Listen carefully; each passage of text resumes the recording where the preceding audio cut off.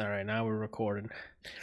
On the ADLR Podcast this week, we have Resident Evil 3 Bleeding Edge and Drake's new TikTok song.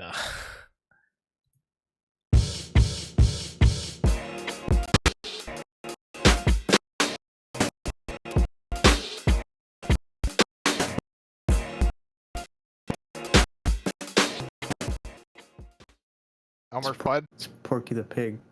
So I can tell that ran like horse trash because there's so much encoding going on. Yeah. Yeah, it chopped up. So Godspeed to everyone. I'm sorry. Your video on Twitch, you and then started talking really fast. It's because as I played that intro, everything slowed to a crawl because my GPU is just doing so much encoding at the moment because of what we're doing with the OBS Ninja stuff. So shout out to OBS.Ninja because we're trying a new thing for video, and it seems to be working. Working on it. Yeah, he's still working on it. Like I'm on his subreddit and seeing how he's working on it and stuff, and he has the GitHub code up so you can look at what he's doing. But anyway. Yes, this is the ADLR Podcast, episode 89. Yes. I'm almost there. Did I even update the... oh, I did. The title and everything's good to go. I don't even know what to... Yeah, go to my website, adlrplays.com. From there, you can get merch. You can donate to Extra Life, where the proceeds go to the Arnold Palmer Hospital for Children. You can go to... From there, you can donate to Patreon. You can just... And topics, fan mail and topics, I guess so. And there's a way to. Is it even there still? The form stuff. No, I don't even know you. I don't even know if I added that. I think though somehow, because in contact, yeah, the contact page. Yeah, you're right. That should be the page then for fan mail. I should be copying this. Yeah, it should be this. Hold on, Brian. I'll give you. Does it work without the WWA? What are you saying right now, Brian? That's the new one I put in the doc. If you want to write to the show, you can go to adrplays.com/contact. That's about it for housekeeping, man. It's gonna be a sweet, nice and short one again, like last week. I feel it. You know. What's your name again? Kelsey, how's your week going? I mean, I really didn't do much, but so far so good. I took yesterday off because I needed a break. We just been working on the patio and things for 2 weekends, and I needed to relax. What'd you do for relaxing? You just laid on the couch, watch some stuff, or? Oh no, I just slammed PoE all day. That could be therapeutic. No, that could be therapeutic, like leveling up and stuff. I can feel that. Like I could sit down and play Diablo 3 on controller all day. You know. Yeah, I'm thinking about getting what is it? Doom Eternal. Is that the new one out? Yes. So I watched several people play it on like the Ultra Nightmare mode, whatever, and I thought about like playing it a few times on like on the different difficulties and then trying to do it on the permadeath one and just raging until, I finally get it. You're going to be raging, my guy. I have a question for you in the chat. State wants to know if you think Stadia has a future. Yes. Stadia and xCloud and not GeForce Now. GeForce Now is trying to say it's cloud gaming, but you're just running a regular ass Windows machine, which is an inferior way of doing it, but like xCloud and Stadia, both of them, I think they have a future. And we'll see it on the holiday, or probably next year, where the Xbox, when they start really pushing it, because Xbox Series X, which, what a name, comes out. And that's going to also have I'm assuming a native app that you launch that you can just stream if you want to try out a game. And if you do, you can buy it and run Xbox Series X shit on it. I don't know. But absolutely, I still play Stadia stuff. Speaking of playing on Stadia, segue, The Division 2 has its hooks on me again. But before we do that, Brian, how was your week going? It's going. You've been working, that's it? Working on stuff. Still trying to finish up the new theme I'm trying to do for my stream. And working on remix stuff and all that. Somehow this being locked in these walls the entire time is giving me more of a workout. What? Like wanting to work out more. Oh, got it. Yeah. I don't know the word for it. I mean, that's They what gave me happens a in push. prison, Brian. Yeah, it's making me rethink ninth grade summer. I have Bob Ross whenever I want, though. No. It's because it's mostly because we're sitting down. We just in the same space, sitting down, just sweating it out, and you're like, "Oh my god, I feel filthy. I want to do something productive or something." Instead of because the time goes slow. You know what I'm saying? Yeah.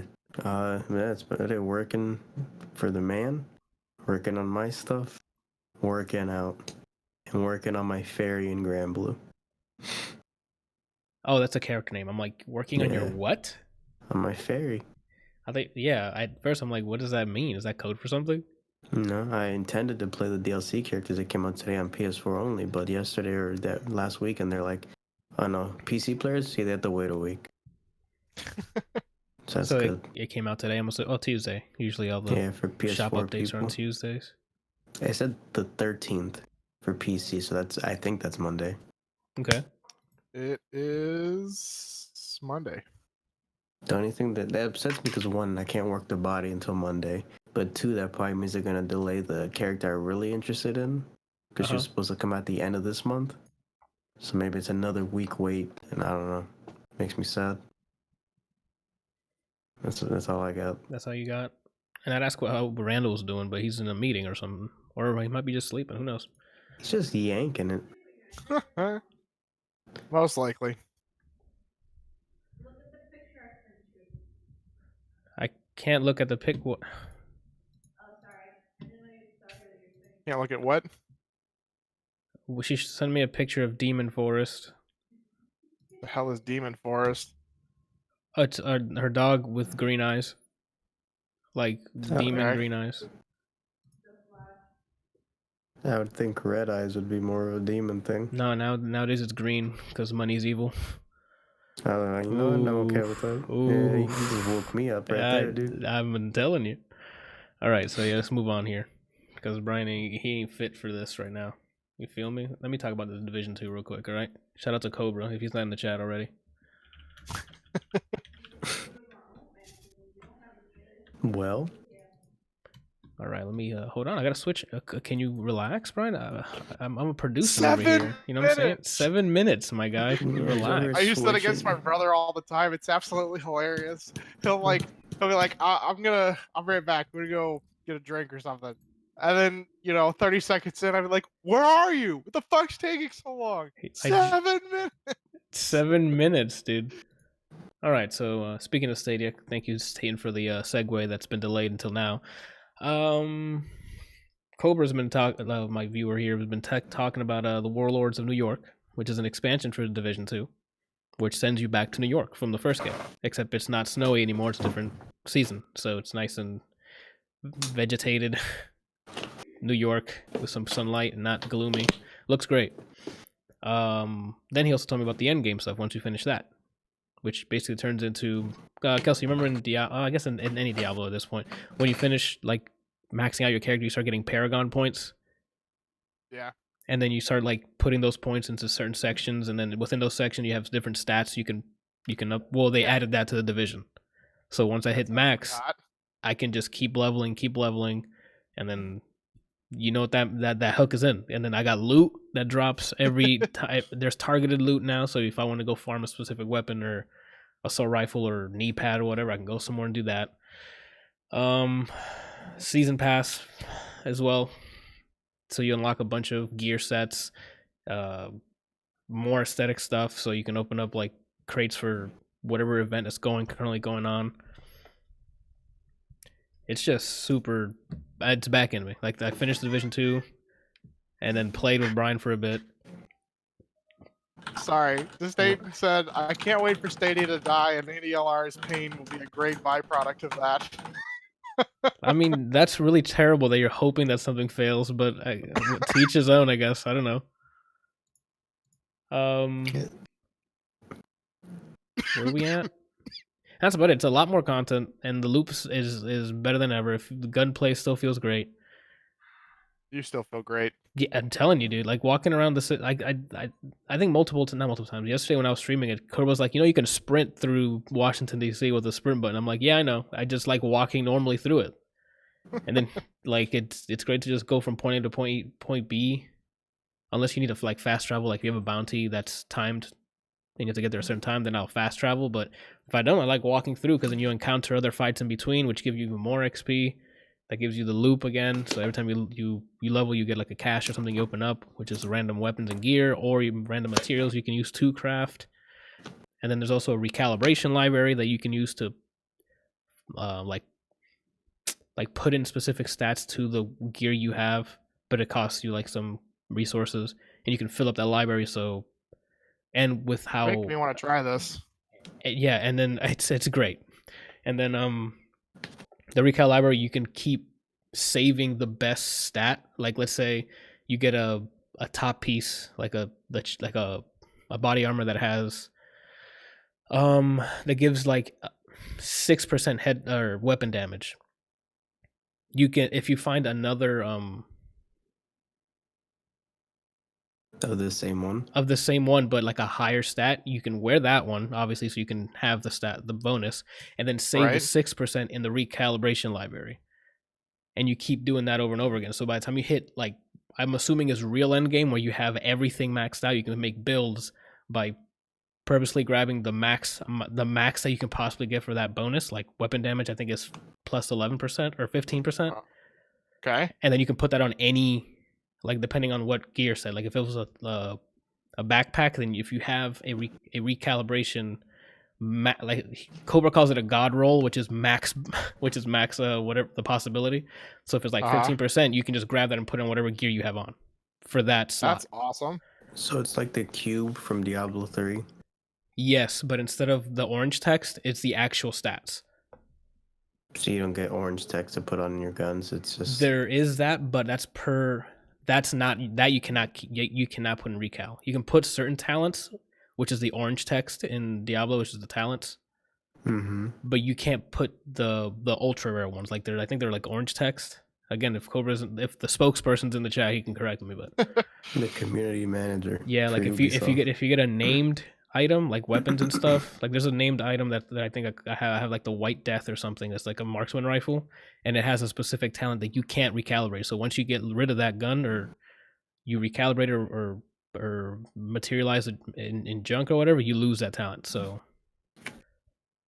it's ways so you can make different builds and stuff. So you can have one that has armor regeneration build, like if you want to build a tanky character with a bunch of the specializations that they've added. That sounds pretty awesome. There's a lot of stuff to do. It could get overwhelming, but it's a lot of stuff, and it just feels great.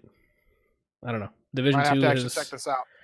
Division 2 is when it first came out, I still loved it, and then now with the expansion stuff, I'm like, oh fuck, I'm back in again. I'm waiting for it to go back on sale before I buy it.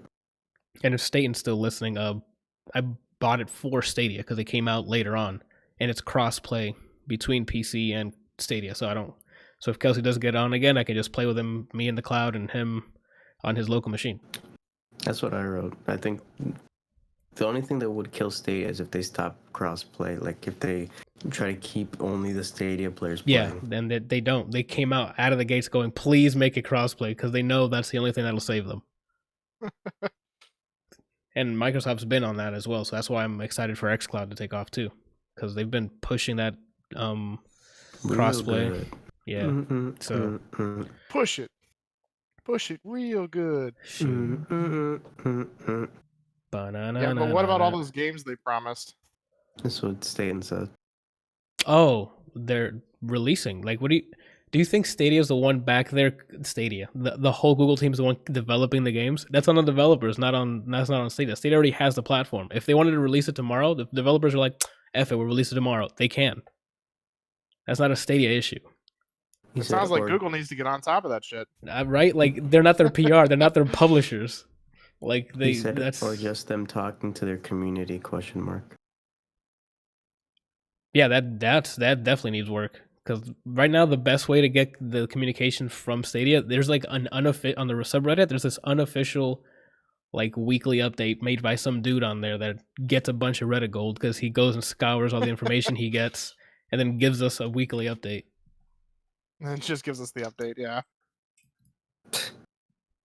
So I'm like, that's pretty cool.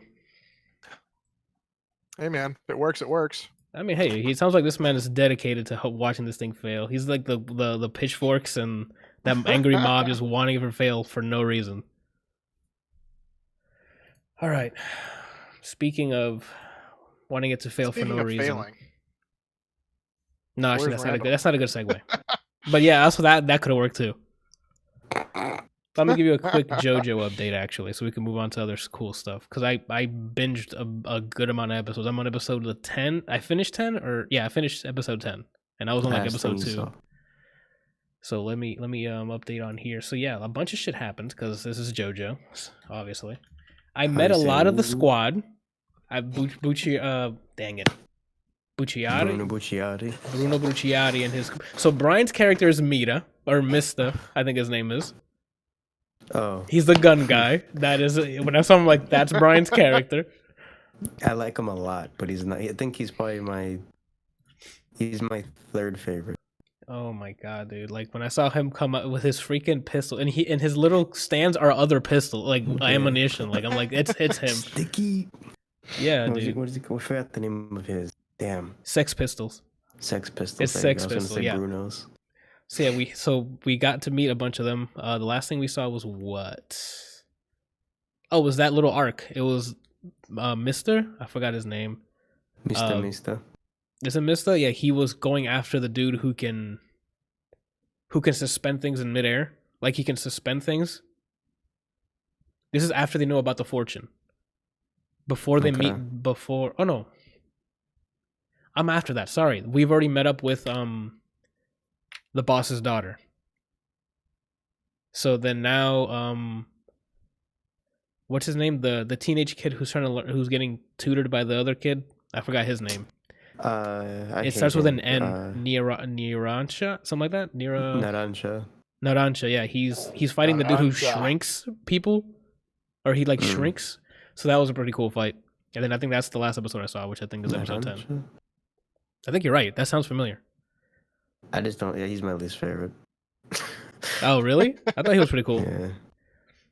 Oh my! So far, the stand that I like the most right now is definitely the reverse guy, the white haired dude with the Moody Blues. Yeah, Moody Blues, and he could like rewind time and stuff and see what everyone's gone through. That was really dope.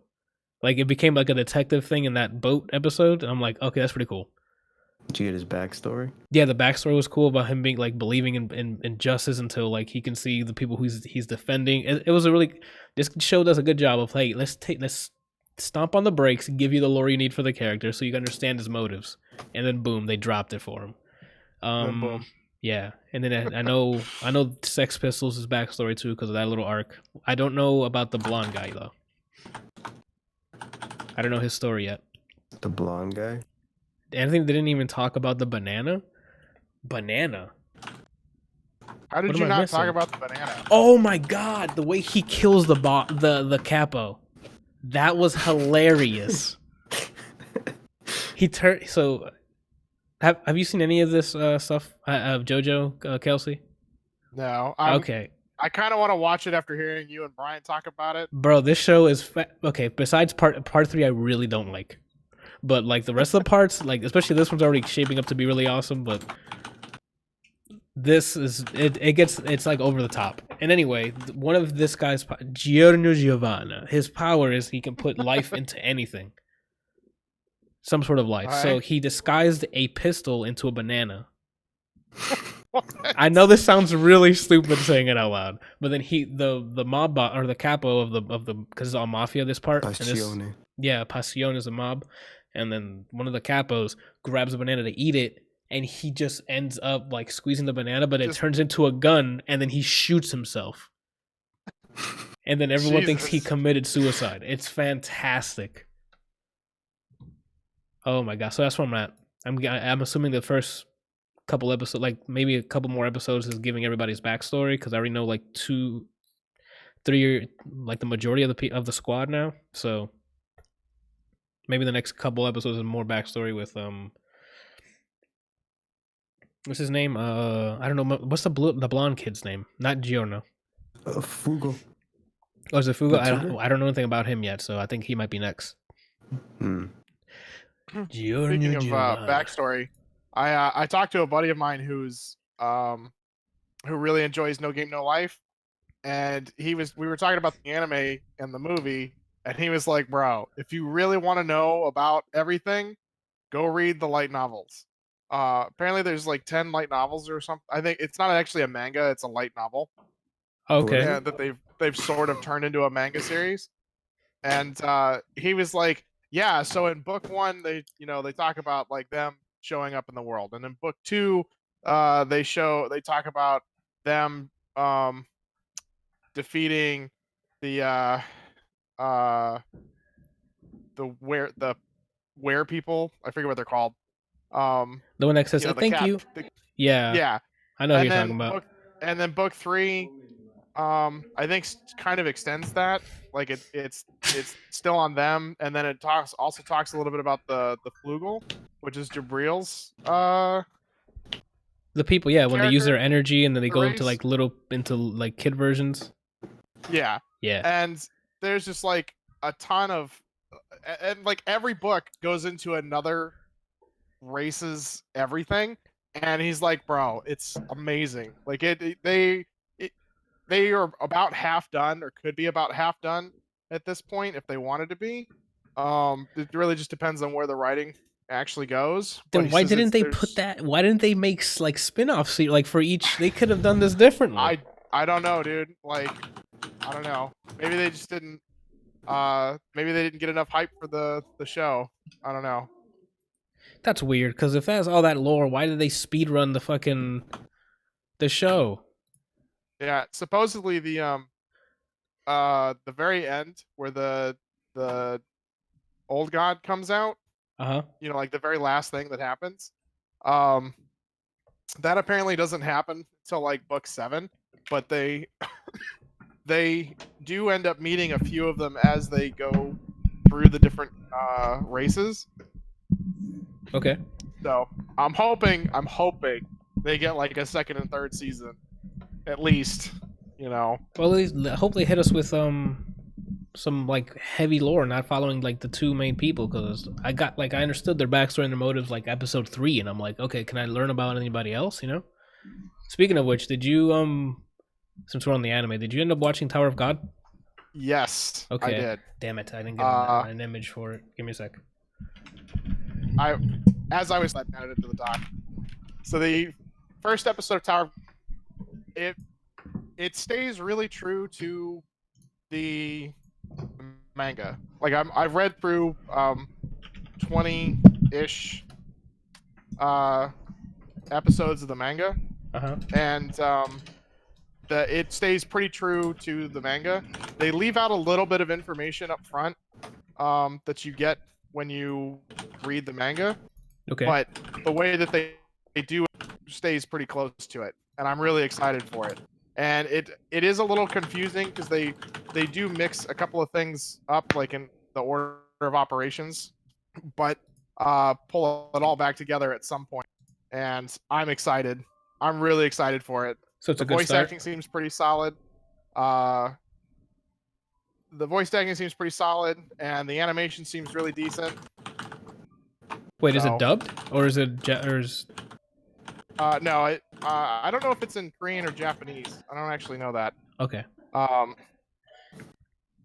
But it's subbed, so it looks really good. Sweet. And I usually just prefer the Japanese voices and things over Americans, because they just, I don't know, a lot of the way that they do characters for these animes, they just can't. Americans just can't seem to match it. Know what I'm saying? For some, it depends. Again, I saw Cowboy Bebop from beginning to end English. There's no other voice actors. Don't get me wrong. There are certain animes that you're like, okay, that was absolutely amazing, and I can't imagine myself watching it in Japanese. Yeah. And then like, there are other there's- ones where you're like, what the fuck were they thinking when they hired this person to play this character? You get like, some like massive sumo fat guy. He got a voice like this, and it's like, what the fuck was that? Yeah, that's pretty much it. Like, what is it? I think for me, the two are definitely Cowboy Bebop, Trigun, and Full Metal Yeah, it's Alchemist. good. Full Metal Alchemist is good. Avatar: The Last Airbender is great. Avatar, I still haven't Dragon seen Ball. that. I've been told and You're missing drugged. out, man. I know. Everyone says it's really good. I Yeah, just have to it's sit really down and good. watch it. Once you finish it, I didn't watch the Legend of Korra one. That takes just 'cause place I was after, told though, it's right? just- yeah, Yeah. completely different character you follow. Okay. But I watched she's the the show. next one in the line. Yeah, she's the next Avatar, I think. Yeah. So I watched the original Avatar, and then I read the books that follow after, and even then it was cool. I didn't read all of them because I read 2 of them, and then the third one wasn't out yet, and I just forgot that I was reading them, so I'd have to go back. Nice. Can you hear them okay, Randall? Okay. Can you give me a testing on that mic, please? Testing. One. Lit. Okay, cool. All right.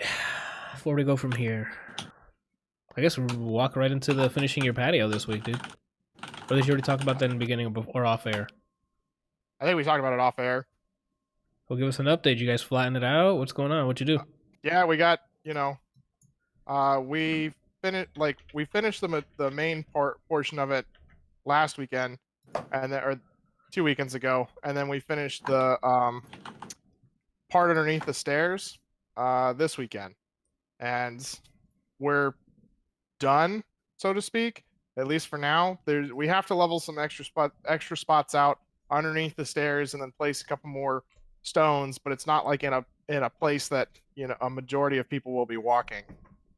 So Okay. So it's not a big issue. no. Lit.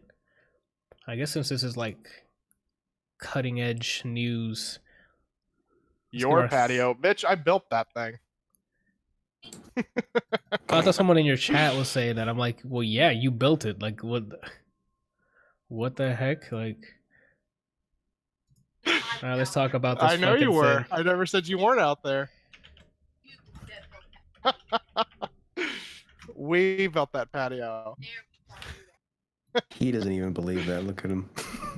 You haven't seen this yet, Randall? This is the PS5 controller. For the audio listeners, you're just gonna have to go check the PlayStation blog. But for people watching, that is the PlayStation 5 controller called the DualSense. I think it looks like it's a concept art. Like, I don't know, it looks more bulky than what it used to be, so I'm kind of worried at how it's gonna fit in my hands. Second, it has USB-C charging, which is great. It's sticking to the built-in battery, so you don't hint Xbox, please, for your next console. Stop making us buy batteries. I can't fucking believe they're still sticking with that. I don't know why. Maybe it's. I was gonna say it's cheaper, but they still charge the same amount of this PlayStation, and they don't even have batteries included. Pussy. As in, like, rechargeable batteries. Sorry. I mean, most of the time you can just buy rechargeable battery packs anyway. Yeah, But it's I just don't really annoying to have to spend an extra like $30 or $40 on a fucking battery pack just so that you can, play it and then charge it and play it and then charge it rather than having to replace the batteries. yeah, I like how it's integrated in. I don't know. But, It's like, a bit you for this. I think it's a bit too white for me because I'm gonna dirty that thing up in most week 1. So I don't like the black that aesthetic. they're gonna release a black version and a blue version and Yeah. a red version like they always do. This And is I- just the concept for the design. And I don't know if they increase that touchpad so they can double down on using the touchpad. But this generation, I didn't even really see anything useful coming out of it. Like, oh, you swipe up or swipe right or left and you get a menu. That's not. For Warframe on PS4, I think if you split it a certain direction, you get a skill. But why would that's wrong. Yeah, it doesn't feel right. Like, especially in Warframe when you're doing like psycho crushers across the world, like, and wall running and backflipping. Like, you can't. That's a weird way to position your hand. So you would just normally use a skill. Satan says that there is already a black version. Oh, okay, cool. Like, you had to have known that was coming. But just in case, because PS5 right now, with the way they're messaging their new, or Sony, sorry, with the way they're messaging their new system with, hey, let's teach them about hard drive and SSDs. I'm like, that's an interesting way to come out at the gate with your new tech, but it's definitely important so people understand the difference. But I don't know, we still haven't seen any games running on it besides that quick trailer of that melee looting game. I forgot what it was called. Godfall? No. Well, you know it's going to run in 8K, right? Yeah, I'm sure it will. But speaking of that, DLS, is it DLS? DLSS 2.0 came out for NVIDIA GeForce, which is using its AI to upscale imagery so you can render it at a lower resolution, and the AI would re-render it in a higher resolution. And there's side-by-side comparisons, my people, and that is really good. It does really good job. Control has it built in. There's like side-by-sides, which is great for performance, like on handhelds. Like, let's say in the future there's an NVIDIA Switch, like a Switch 2, and it has the newest tensor cores or something. They can render the game at a lower resolution and upscale it with the AI on the chip. So that way the Switch doesn't always get the trash end of the stick when it comes to visual fidelity. Yeah, the Witcher looks fucking yuck, dude. Yeah, dude, like, it looks really, it looks something, dude. It doesn't look great on there. I was gonna say maybe the Witcher will actually look good on it. Yeah, but I highly recommend, if you guys want to see some tech stuff, go look up DLSS 2.0, and I think they have side by sides on Control and on some other games. I think Doom as well. Doom Eternal, maybe. I think Digital Foundry has a bunch of videos up, so go check them out because it's really cool to watch. Hopefully Cyberpunk can use it. Yeah, I do. That would be great, actually. The controller, just looking at it, is fucking gross. That shit's yuck, but it looks wider now. Yeah. So maybe it'll fit as comfortable as the Switch Pro controller because it's pretty wide, but it's like compact, so it feels really comfortable. But I think it looks extra wide because of the contrast colors. Like the black makes everything in the middle look squished, and then the white makes it look bigger than it might be. I just don't like that. It looks like somebody grabbed the PS4 controller and poured milk on it and then just didn't dry it off. That looks like they asked the people who made Detroit Become Human to design us a controller. Yeah. And they're like, here you go. Speaking of, I sent to Randal, someone made the outfits from Detroit in Animal Crossing. Oh, nice. Now he's going to play. He's going to come up and be like, look, I got the Switch. That's what he was doing in there. He's like, how do I get a Switch today? That's why it took him so long to come. He just gets it on Best Buy and then drive by and they'll put it in his car. No? You don't want to Switch, Randall? You don't want to play The Witcher 3 on the Switch? He doesn't want to play it at all. Yeah. Crazy. That's because he's more of a fan of the first one.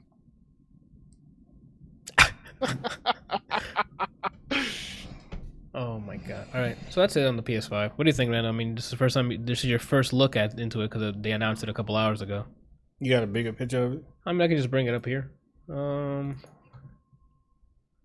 There's another angle. I just didn't download the other angle where it's like it's laying down and you can see the USB connection. But so far, I mean, they added. Yeah, it's on the article as well. Hold on, actually, yeah. Let me see if I can just bring up the article real quick for you. There's that one, and there's this. I like it. You like it? Yeah. Colors or just the actual, like the exterior design? I like everything. Oh, dang, he's all about it? Hey, go back one more time, sorry. I just want to see if that blue part is lights. Yeah, it looks like it's lights. Yeah, it lights up. Look. On the picture where it's laying down, you can see under the touchpad, it's like illuminated. That's cool. I like that. Oh, Randall's day one. PS5, got it. You hate it. He hates the hell out of it. All right. I guess it's Upward and Onward, Randall. Oof. Today I'm on a roll, my guy. So, Randall, you watched a little-known movie called Onward. Am I right? I watched a little what? A little-known movie. A little known? Yeah. What does that mean? Little known. Like, listen, nobody really knows about it. Not really? gnome. It's that a little joke. thing that sits out in the garden. Disney always promotes their movies a lot, so everyone knows about Onward. So tell me about it, Randall. What's it about? You saw that? Synopsis. Proud of you, Randal. Yeah, I saw that too. He's learning. So we just need to quarantine him for a long time when he starts to learn. Are you done? I'll ask after. I'm finished. I thought it was a good movie. I thought it was a good movie for the simple fact that the characters are very engaging. Like, it was to the point where there was some parts in the movie where I was getting irritated with one of the characters because he was doing such a good job at being his type of character. Oh, but the character he was playing was irritating. Yes. I think you were irritating at the actor for being that good. I'm like, no. What? No, I'm saying like the character, the design of the character. Yeah. Like the way he act. Yeah. It was such a good design that it did its job. I guess his job was to be irritating. Okay. And yeah, I was like balling my fist irritating type. Like that's talking to the screen. That's when you know they got you. When you Okay. start talking to the screen. So basically the movie, though, right? Huh? That's a good thing though, right? Yes. Okay. Just It's confirm. like watching Barney from How I Met Your Mother. Yeah, he'll do some stuff. I'm like, really, dude? You know, he's this huge womanizer and he's gay in real life, but it's like you forget that fact because of the way, how well he plays that character. Yeah. So Before you got that, did you know that it did that? What? Change colors like that. I can set the color too, and I can have it so some games can set the color while you're in game. You get a new keyboard? Yeah. Oh, I really haven't shown anyone this. Show the drip. The drip wireless keyboard, and I don't have a new mouse pad yet, but that's the wireless mouse. Is that Both the mouse that Logitech. Javi has? No. Oh, maybe, I don't know. This is the Logitech Pro. There's a mouse pad that I can get that'll do what you said, where it'll just keep it charged. Yeah, that's But what I that was costs gonna an do, extra like 100 something. I'm like, I'll just not do that. Yeah, at some point I want to get At some point I want to get a smaller keyboard if I don't have the 10 keys, because I have the numpad because it has Pro Tools shortcuts, but it's usually shortcuts that just have to do with recording somewhere, and I don't use Pro Tools for recording. I just use it to mix and master things, so I don't really need that part of it. And since if I flick my wrist a little bit, I slam the fucking keyboard little holder thing. Okay. So I was thinking of getting a smaller keyboard that doesn't have that, and then getting that mouse with the pad. That way I have less fucking wires in this specific area. Yeah, what's cool with the G Pro, it's not even an ad. But if I run out of batteries for whatever reason, I can just still connect it, and it'll be wired. Yeah. So it's great. And my wireless keyboard's great too, so far. I like it. Keep it clean, you fucking thought. Yeah, I gotta make sure to do that, because I cleaned the other one, so now my other station has my old keyboard and mouse, and I cleaned it with alcohol and stuff, so it's nice and clean. Mine is gross. I also have broken my S key to the point where it no longer sits at like that slight angle. It's like this. It just points downwards. Oh shit. I would think your W key would break because you just run at people. His melee button should be broken at this point. I have gone through a couple of mice because the mouse 4 button stopped working. Do you set the side button to melee? Is that way? Yeah. Okay. That makes sense. So Randal, Onward. what's the synopsis on the movie? You told me you liked the characters. They were well designed. Well, I'm assuming dialogue was great because you were cursing at the screen. So characters are on point. What about the plot synopsis here? You enjoy the arc or no? You let him talk? Actually, hold on. I got a question for you. Because I heard this movie was a tearjerker. So is it Coco levels of tearjerking or not even close? Coco wasn't even that good.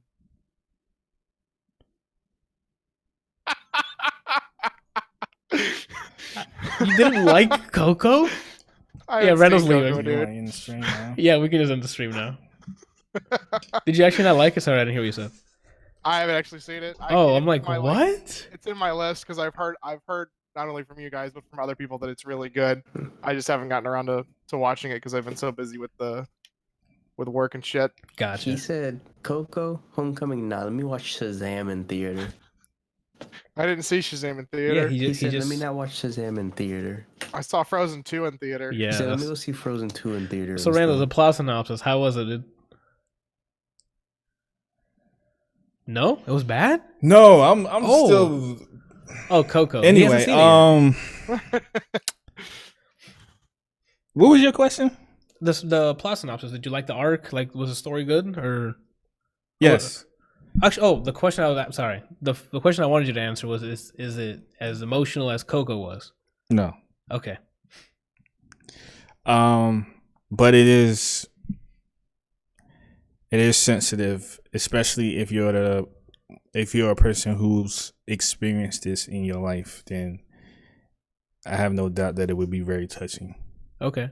So that there's actually like human relatability here. It wasn't just all definitely. magic and. I mean, it's Pixar. That's all they do. They hit you with the subtleties. Yeah. It's based on a true story. Well, there you Not go. even kidding. Yeah. Okay, got it. It's the story minus the magic of the director and his brother in their relationship with their father. Oh. Okay. So the movie's about there was a time where magic was like very prevalent, but then technology took over. Yeah. What do you mean? Like magic would normally? So or like do they infuse okay, magic so with like technology? No. What? This was you moving into town. Okay. So basically, right. It was a time where magic was prevalent. Like that was top tier. Magic was top tier. You know, like they would use magic to save people's lives. They would use magic to help people. Like if there was someone was hungry, they would use magic to like feed people to give them an abundance of food or whatever the case is. They were just solving problems with magic. Okay. Basically. But in order to do magic, you have to have the ability to learn. And it's not easy. For some people, obviously, it's They're like easier. prodigies, I'm assuming. Yeah. Right. So basically, what happens is that this is not like plot heavy. This is like the very beginning. This is like the beginning monologue. Okay. Like within the first 30 seconds, if you will. Like the setup. Yeah. So basically what it is that there's a part where they need light or some junk like that. So one of the people who's trying to do magic is trying to do a spell or whatever so that he can create fire or whatever. But he tries to do it and it doesn't work. Mm-hmm. And then across the way is somebody else was like basically just invented the light bulb. So then everybody's like, "Oh my God," whatever. He's like, "See, it's just easy. Flick on, flick off." Uh-huh. And then they do the whole ooh ah whatever. And then that was from that point forward, it was just the down. First it was the light bulb, and then there was refrigerators, and then there was cars, and the next thing you know, there's like magic is like a thing that used to happen. I understand. Even though it still exists, no one does magic because they have technology. Because the convenience. Yeah. This sounds like something I've said before, Randall. I'm not going to get into it. So basically, the story is about them getting the chance to see their father again. Okay. And he does this spell, but the spell ends up breaking, and he only gets half of his father. So it's just from the waist down. Wait, is he like reincarnating like in Full Metal? Or is it like... okay, never mind. It sounds like it's a plot thing. Okay, don't worry about it. No, it's not. It's kind of... It's kind of, but the risk is nowhere near like it is in Full Metal. Okay. But so he does it, and the crystal breaks while he's doing it, and then it stops at the waist. So now he has like his lower half. It's just walking around with him and his brother, and they have to try to get another crystal so they can perform the thing so that he can fully come back. So this man is somewhere else on the planet without his legs? No, he's with them the entire movie, but he's from the waist down. From here up is not there. But that's what I'm saying. The other half. Where's the other half? I don't know. Okay, that's what I'm saying. So in Valhalla somewhere. So you can be chilling somewhere, Randall, playing Madden, and then your legs are gone. And you're like, what the hell? Well, he's dead. Yeah, I was going to say, I think he's dead. Okay, that's why the father's dead. I asked if it was reincarnating. And you said no. Because they don't really explain it. I don't know if it's not reincarnation, because reincarnation is bringing someone back. They're not bringing him back. You'll find out in the movie what they're doing, but they're not bringing him back. Okay. Because it's like it's on a time limit thing. Like they can only see him for one day. It's for 24 hours. It's like the Ouija board thing where you can talk to the dead or something. Okay, whatever. We'll move on. It has to do with magic. Onward. So that's it. That's pretty much the movie. It's just them trying to get this stone so they can finish the thing. So they can speak to so the he father. can have his full body and they can talk to him, because once he's come back fully, he only has 24 hours until the sun sets, basically. And when the sun sets, then he disappears forever. Again. And they can't just get the crystal and do it again? No. Well, I don't really know, but I don't think so. The way they was making this sound was like this is a one shot type deal. Okay. So it pays a huge homage to like D&D D&D games. With the whole, like quest and picking up stuff and traps and all that stuff like that, and looting and looting? Yeah. Like an RP, like they get loot? Like there's numbers here? Like you playing a game or? It not necessarily, but there's elements like, I don't want to give it away, but there's elements like that in the movie. Okay. It's very gamey. Okay. Yeah, it's kind of centered around that whole thing, because there's magic. They live in that world. Yeah. It's just that it's been modernized. Because technology is more convenient. Yeah. Got it. That makes sense. But yeah, I recommend it definitely. I mean, it's Pixar, so. They've been pretty consistent in their movies here, so. It's not a tearjerker, like, well, I can't really say that. Again, for you, maybe not specifically, but if it's like a son, dad, father kind of thing, then maybe. I will say, like, the ending, kind of bothered me a little bit. Because it didn't make sense, or? Okay, so you know how like my personality is pretty much the good guy, like, oh, the dude was right type deal. Sure, Randal. Saw you kick a puppy. Yeah, I saw him just obliterate this child once.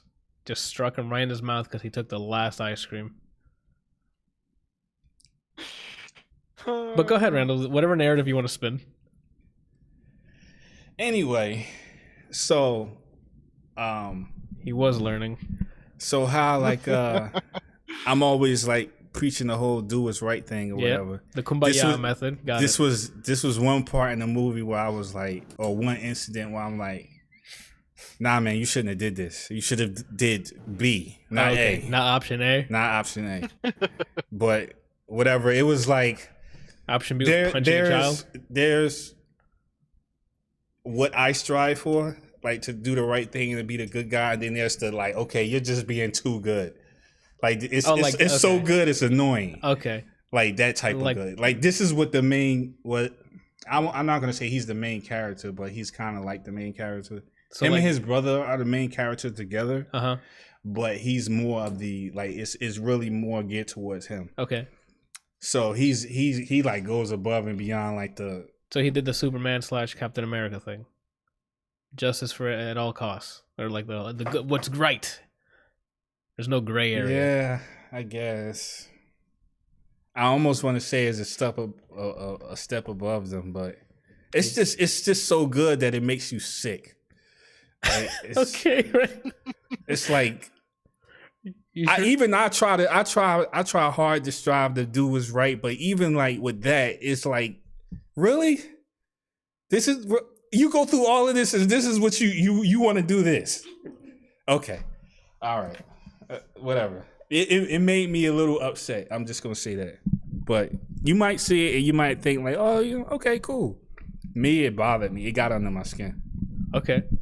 Because there's nowhere in the world I'm going to go through all that stuff I went through just to make this decision. Like, what was the point? I should have just stayed home the entire movie. But whatever. Let go of the mic now. Huh? Let go of the mic. Now you're moving it. Now it's rattling. There you go. When you rattle it, it'll pick up the little wind that the air that you're pushing against it. It's weird. Yeah, you gotta rotate it, and then it's let hot. it go. You gotta let Got it. Yeah. All right, Randall. Let's keep the energy going. So you went through Look at all the stuff Bryant has. I'm sorry, Randall. Are you the host here, or what's going on? I'm I sorry. didn't think Randall wanted to host. Yeah, like you said, no. I'm not right? hosting. Okay, but I'm just saying, I'm trying to share the load. I do that. Okay. All right. That's what I do. He's sharing loads now. What's going on, Jack? No, Randall, why don't you tell us how you really feel? Go ahead. How do you really feel? You want to share the load? What load, Randall? You want to host? I'm just saying, like, Bryant has 1, 2, 3, And we'll 4, get 5, and 6, I'll get to 8 Brian. things. We're only 50 minutes in. We'll get to Brian. A lot of his stuff is music. He'll get through that in like a minute. One for every inch. I mean, that's pretty impressive still, dude. That's 6 inches. That's like average. That's 6 more than me. Oh. Oh my god, man. Apparently the average went down to like 5, like 5.5. That's because of me, guys. Sorry, I dropped the ball. Oh. I loved what was it? When the iPhone 6 Plus or whatever, or 5 Plus came out, they were like, it was made by a man because the iPhone, or that it was the 6 Plus. The iPhone 6 Plus is only 5.5 inches. Yeah, dude. All right, Randall. So you had quite the weekend because we heard the salt. We saw the salt pouring out of your room. I was But waiting.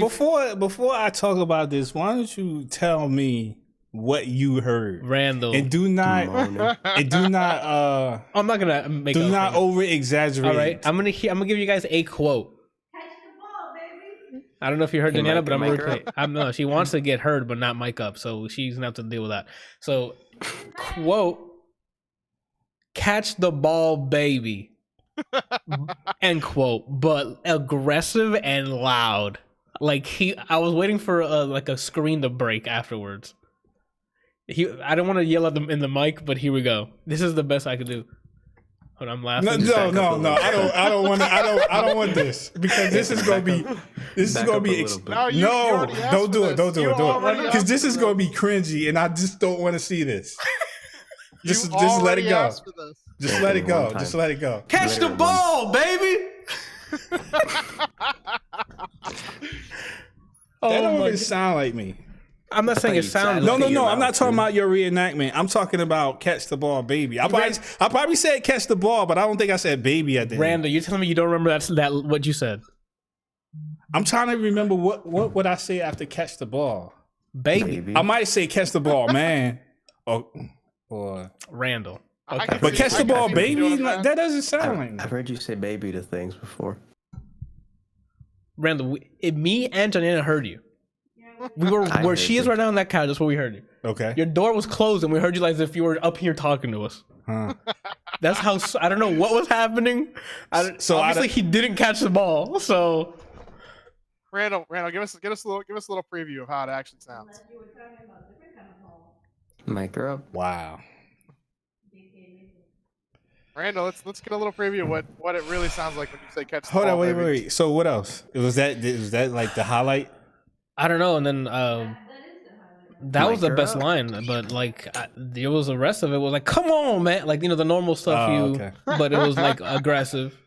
Come on, man, and dog. Like and stuff like that. But that's about it. But it Man, was are like, you serious? but it was and that too, and it was frequent though. And then he came down defeated. Like he walked. Do you guys watch Arrested Development?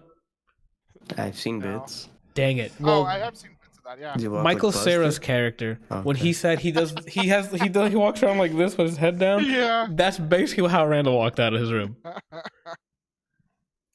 So tell us, Randall, about face of the franchise mode. Your experiences. So basically, in Madden 20, there's a mode where you play Superstar, and it's basically create a player. So you create yourself. In previous games or previous Maddens, this mode allows you to play any position, but for whatever reason, now they have narrowed it down so you can only be a quarterback. So It's create a player, so you obviously can create yourself. The controls are not as robust as Bryant would like, as far as like being able to customize your face. But you can still do a lot of stuff. Like you can change your cheekbones and your jaw and all that stuff like that or whatever. It's just like 2K seems to be a little more like you can do a lot more as far as like customizing the face. Okay. But you can still do quite a bit with customizing the face and obviously how he looks as far as like what type of gear he wears, if he wears headband or wristband or forearm stuff, all that stuff that you wear in football. But basically the game is about you being a quarterback. You start out in college and you eventually go to the NFL. But they do a lot of the off the field stuff too. So it's like you dealing with fans and you dealing with the coach breathing down your neck, telling you like, look, you got to win this game or blah, blah, blah, and all this stuff. And then you got some girl coming up to you like, I'm your biggest fan and I need you to throw 4 touchdowns in one game. And it's like, are you serious? And then when I get to the NFL, she's like, I need you to throw 4. No, she said, I need you to play like Tom Brady. I'm a rookie and you want me to play like Tom Brady. Are you serious? Bitch, get at it. So sometimes she'll like send me a text asking me to do certain stuff because she hypes me up to her friends in school. So she's like, if I don't perform and do such and such, then when she goes back to school, basically she's gonna get roasted. Gotcha. So so Johan said Tom Brady or bust. Huh? Johan said Tom Brady or bust. Like, don't even bother, dude. Oh. Don't ask. I wasn't able to live up to that. Not in my rookie year, for sure. But yeah, like a lot of this stuff, because I play on All Madden, which is the hardest mode. Okay. So, that explains your records. Got it. Go ahead. I'm like, there's no way you're getting. When you tell me your seasons, I'm like, there's no way. Oh my God, I got murked the first year. I think my record was like 1 in. What is it? 12? No, because you play 6. Well, 1 in 14. I think you play 14 games if you don't play playoffs. So either way, we only won 1 game. Oof. And the coach was like, "This is why this is in the NFL. I am in the NFL." Okay. And the coach is like, "I told you this, but I'm telling them for the first time." Hey, I'm full aware how content works, Randal. Go ahead. So basically, he says, because after every game, he'll like send you messages or talk to you and tell you like how he thinks you're doing and how we need to do better as a team. And because I'm the quarterback, all the pressure weighs on me or whatever. So I need to make better decisions and stop throwing interceptions and stuff like that or whatever. And my team's morale is based on how well I do and all that stuff like that. So basically telling somebody everything that they don't need to hear on a rookie year. Right. So basically after losing, he sends me this message like towards the end of the season. He's like, look, our team has struggled all year and I have narrowed down the problem and the problem is you and I'm cutting you. So he cut me from the team. So I thought, so the way the conversation went was like, he said he's cutting me. And then my character says something, and then you like it's kind of like Mass Effect and all those other games where you get options to say what you want to say. Yeah, okay. Dialogue options. So one of the options was either accept it or not. This is not verbatim, but this is what it was, the decision. Either accept it or pretty much beg for another opportunity. Uh-huh. I was not going to beg for another opportunity. I thought that if I was like, okay, fine, I won't play for the Broncos anymore, I just get picked up by some other team. That wasn't the case because after that, there was no other option but to retire. So I had to start all over again, and I got drafted by the Broncos again in my second try. Oof. But this time I did better. And this is the season that I'm currently in right now. Oh, what's the record so far? And we are 6 and 5. Ooh. No. Yes. No. Yes? 7 and 5. We are 7 and 5. We should have been 8 and 5, but You should have been undefeated. I did something Coulda, stupid. woulda. Yeah, you should have been undefeated. No. Right? But how would it be 8 and 5? So wouldn't it be 7 and 6 then if you lost the game? What? You said you just said it should have been 8 and 5. So that means So that means you're 7 and 6. No, I tied. Oh. So this is what happened. We went into overtime, and overtime in the NFL, you don't get double overtime if it's not the playoffs. So it's regular season. So we went into overtime, and the score was still tied. I am on the goal line, and it's 4th down. I'm not going to risk trying to run the ball in because it's all Madden, and I don't know what it is with the defensive linemen, but they're like possessed. Okay. So it's like whenever there is the time where it's like, look, we need to stop them, they stop me. Okay.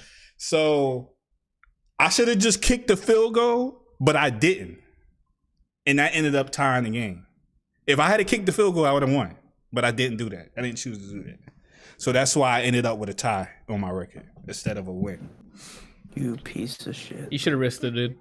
Yeah, I know I should. You should have risked it. I wasn't thinking. You're playing too safe. You miss 100% of the shots you don't take. Yo, Bryant, write it down. Nobody said that before. Oh, on your bottle? That's what. Oh. Yeah, just for my dead ones.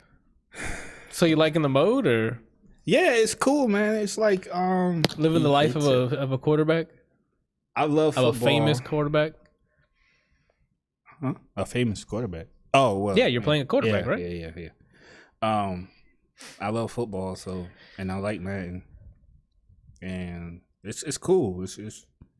I'm enjoying it, even though like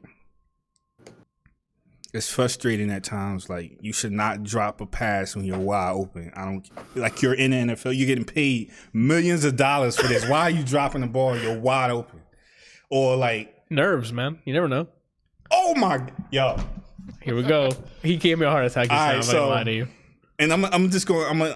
Because I got tons of stories, but I'm just going to say this one, and I'm just going to leave it. All right, we can leave it move alone. on from there. All right, cool. I am playing. Who am I playing? The quarterback. Chris G. Oof. The Randal. Yankees. Did you shut down? I think we Yeah. were playing the Chargers. Okay. No, The batteries. we were playing Seahawks because we're in Seattle, Okay. and it was raining. Oh, it usually does. So I'm like, soon as we get to the field and it's rain, I'm like, oh my god, I know where this is going. Uh-huh.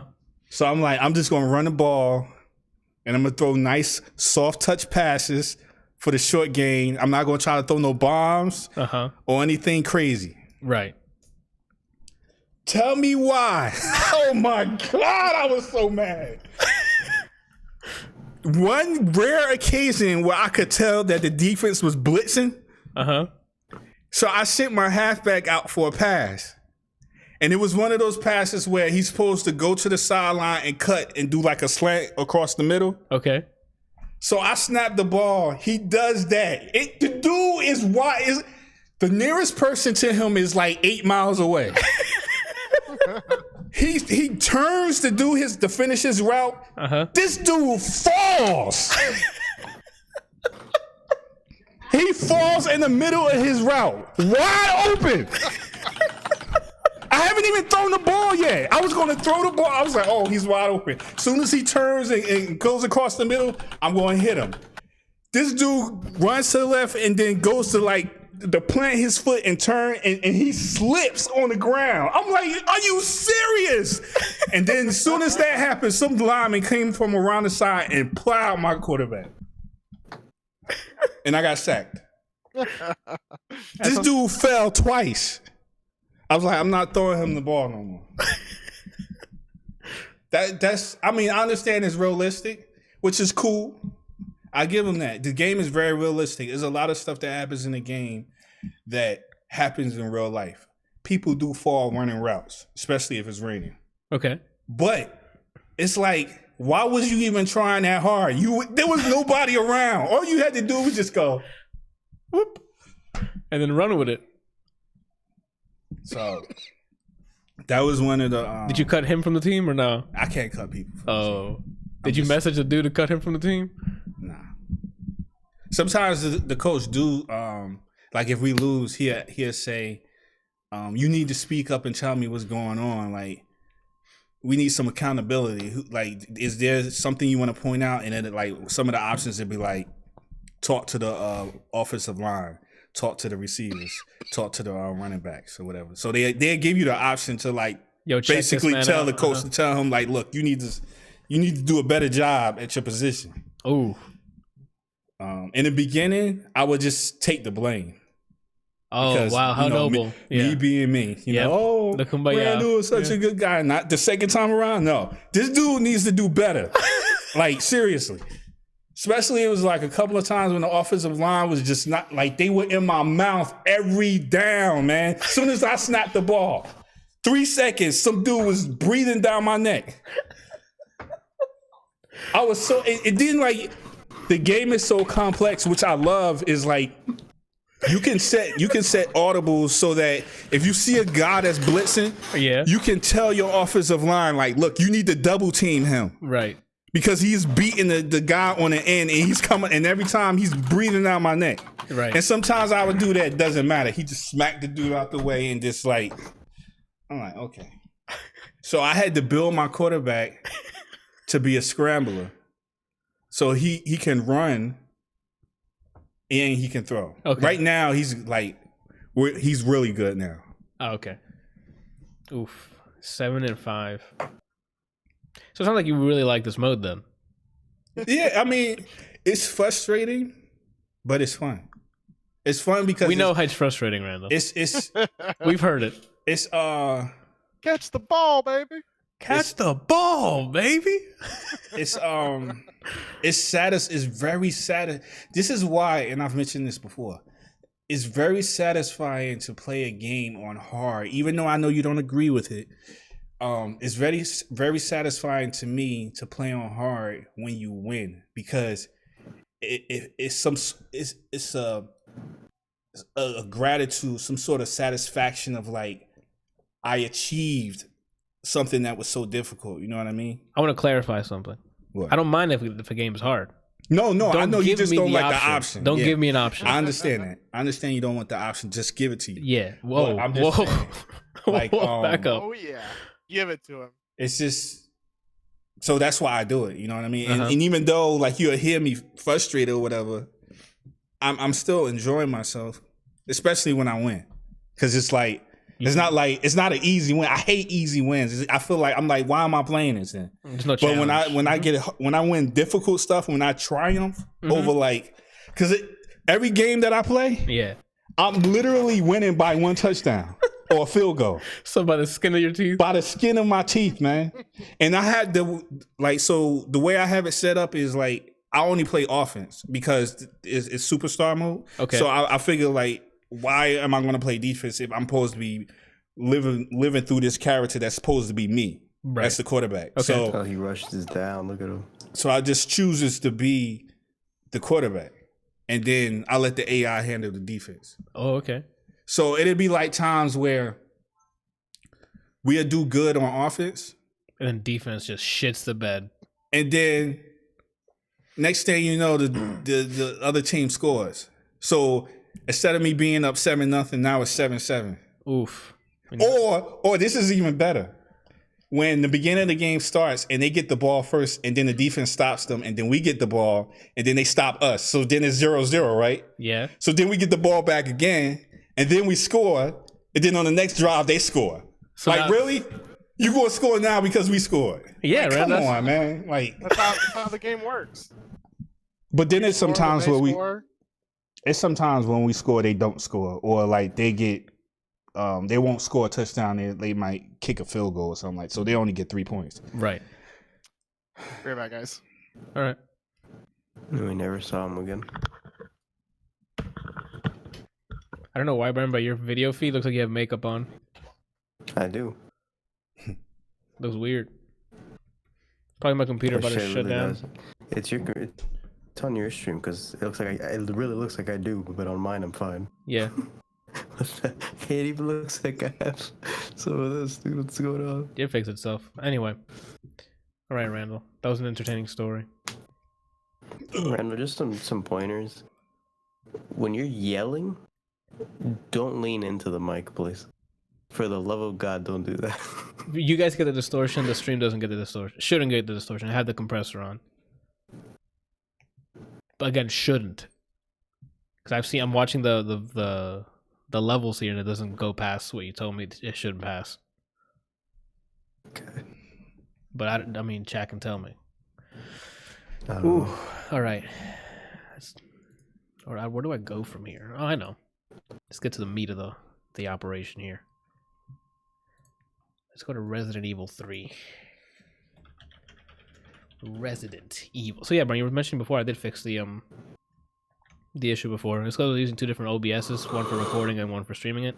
And then I fixed because I was using Streamlabs to stream it, and then regular OBS to record it, because I didn't set up Streamlabs to do it correctly the way I wanted to record it. Anyway,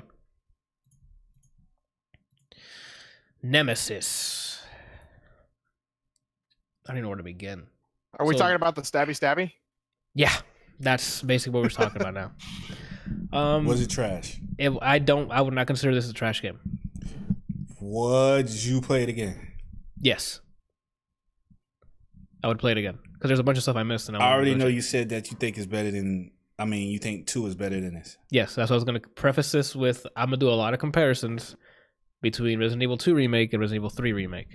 Who are you more afraid of, Nemesis or Mr. X? Mr. That's X. exactly what I was about to ask. Mostly because I'm a fan of. I'm a developer, so I'm a fan of dynamic systems. So Mr. X felt like a more dynamic system, whereas Nemesis felt scripted, more event driven instead of. Like, Was he difficult to fight? I didn't really fight him until the game forced me to. When you did fight him? He had a lot of HP. I don't say it was difficult. Like, I mean, these guys watched me play through it. A lot of it was he took almost all of my ammo every time. And as Kelsey says, Mr. Stabby, to the point where I had to stab him to death because I was shooting him Fucking with hilarious. everything. And then Kelsey jokingly is like, "Hey, try stabbing him." I stabbed him like 7 times, and he ended up dying. So I'm like, okay, this is I have how. a clip of it too. It was great. And then the cutscene that happens right after you kill him is her with a grenade launcher. Mm-hmm. So I'm like, so you mean that final fight? No, that wasn't even a fun fight. You just mean one of the fights. And that's another one of my gripes. It became, oh my god, I gotta fight him again, like a forced fight. Yeah. Like there's a difference in Mr. X. Like, oh my god, it's Mr. X. I always had the option to I run. don't understand what's going on with them, man. I always go ahead.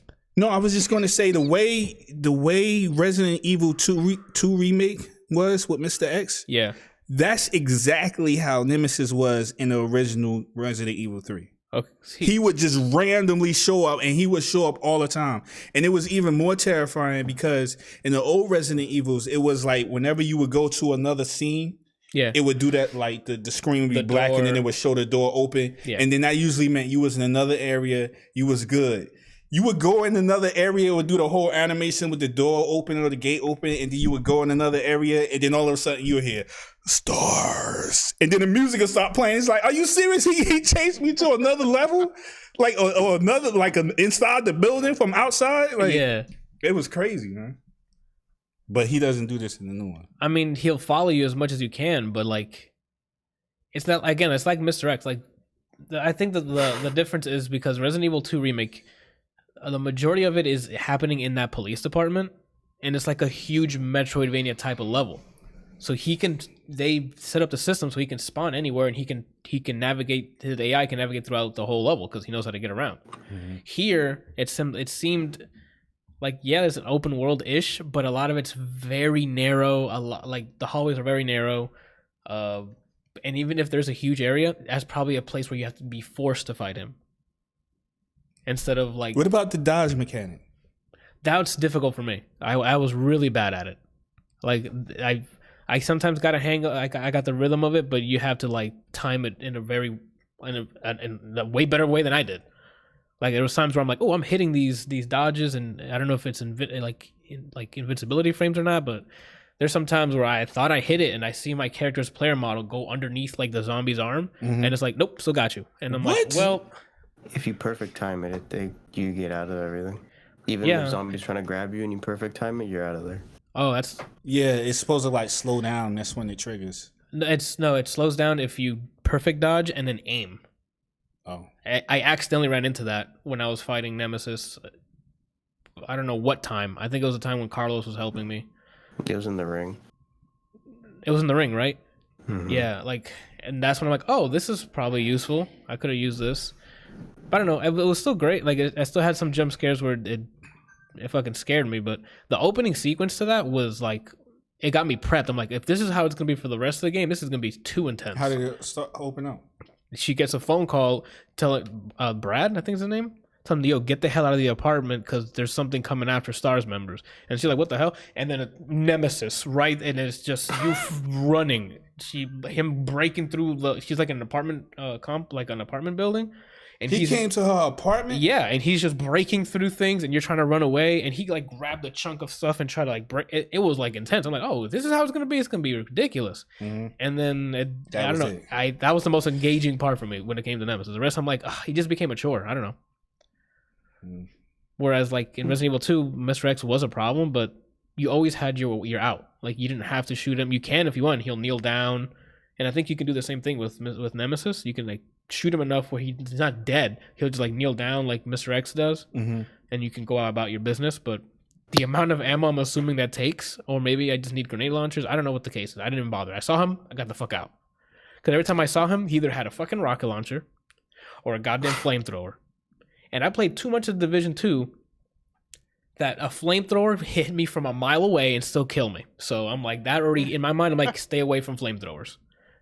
So it's just something about a man well dressed, I'll say, just walking at you with just the dukes and just confidence enough to walk at you. That's more scary than an ugly Vin Diesel with a trench coat and a rocket. And it sounds like I'm just bashing the game. It's not. It's just fine. It's a great action. It's more action, but not really because you don't have that much ammo. Or I didn't have enough ammo because my aim was trash.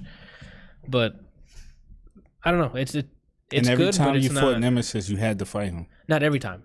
Sometimes you could just walk around, around it. But there's times where you have to progress a story. You have to fight him. Okay. And I'm like, I'm done fighting him. I don't want to fight him anymore. Over and over again. And you can keep seeing achievements that unlocks that says Nemesis down, and all of them had question marks until like the last one, and then it's like, oh, exclamation mark. And I'm like, yeah, Javi says it's just the boss fights, which I don't like when you fought Birkin in 2. Yeah, but that was at the very end when you fought Birkin, if I'm not mistaken. This is throughout the campaign.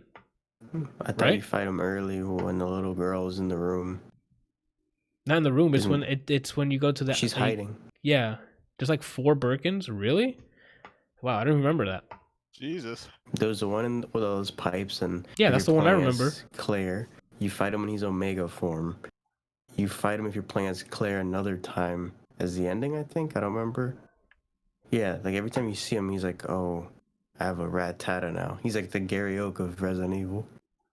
But I guess that's different. That's Birkin. That's not Mr. X. No, he said Birkin. But Mr. X and Nemesis needed to be like Mr. X. Mm-hmm. Where he's like it's when I thought of Resident Evil 3 being remade, I was thinking it's gonna be, since you're in the city the most of the time, it's gonna be like an open world city thing, and he's just appearing in different streets, and you're getting in and out of buildings and stuff. But I never played Resident Evil 3, so I had no idea. That's kind of how it was, man. Like he would show up anywhere, like, and then. The difference, I don't know. Well, I guess it's kind of the same. He says he wishes it was like the way I was saying it. Because I've seen like Resident Evil 3 screenshots, and I saw Jill Valentine in the streets in some of the screenshots, and you told me about him shooting down a helicopter once, and I'm like, oh, so I thought Raccoon City was going to be somewhat open, and you can just get to places that way. But it didn't seem like that's the case. There's a section where you play with Carlos, where it's just Resident Evil 2, the police department. They just reuse the assets. Granted, it's not all of it, Like it's just a small part, but I'm like, well then, what y'all do? Like a lot of it, like, well, actually, not. Let me take that back. Not what y'all do, because the environments besides the police department, which we've already seen before, look great. The city streets look fantastic. Once you get into the lab, it looks fantastic. Everything looks great. The player models, animations look pretty good. Dialogue, it's there. Johan says he's in the streets. But again, because Resident Evil 2 remake happened literally a year ago, that's still fresh in my mind. So like I never played Resident Evil 2, and I never played Resident Evil 3. But if this Resident Evil 3 is like how, if the remake is just like the original, then I'm like, okay. Then what happened in 2 then? Because Mr. X wasn't in 2, right? No, he's a new character. I've never even seen or heard of him. Javier says this game could have been a lot better, but it's not to say that I agree with that. But I'm not saying this is bad. A lot of the dialogue was, "He's after me again." Yeah, and that every time like I would like watch, and then I'd have to go do something, and I'd come back, and it's just her. "He's following me." Yeah, and I'm like, and then the stabby, and then and that's yeah, and then I spent like a half hour, maybe an hour, just circling this fucking plaza. He's just running like a dog on these like cars, exploded cars and buses, and I'm like, how do I kill this guy? Because I just happened to not bring my grenade launcher, thinking I'm not gonna fight this guy right now. I just exploded him. He's in the water. Nope, I've got to fight him now. I thought that was really dumb that they didn't like have an extra one there or something. You know, that you can pick up or something. I don't know. Yeah, it seemed, watching all the videos online and reading up on it, they were like, everybody was like, yeah, so just use the grenade launcher and stick some mines to the wall for when he starts running, and then hit him in the face with it when he's down on the ground. Like, if you didn't bring it with you, like some people would, if you have the option to not bring stuff, people are gonna not bring it.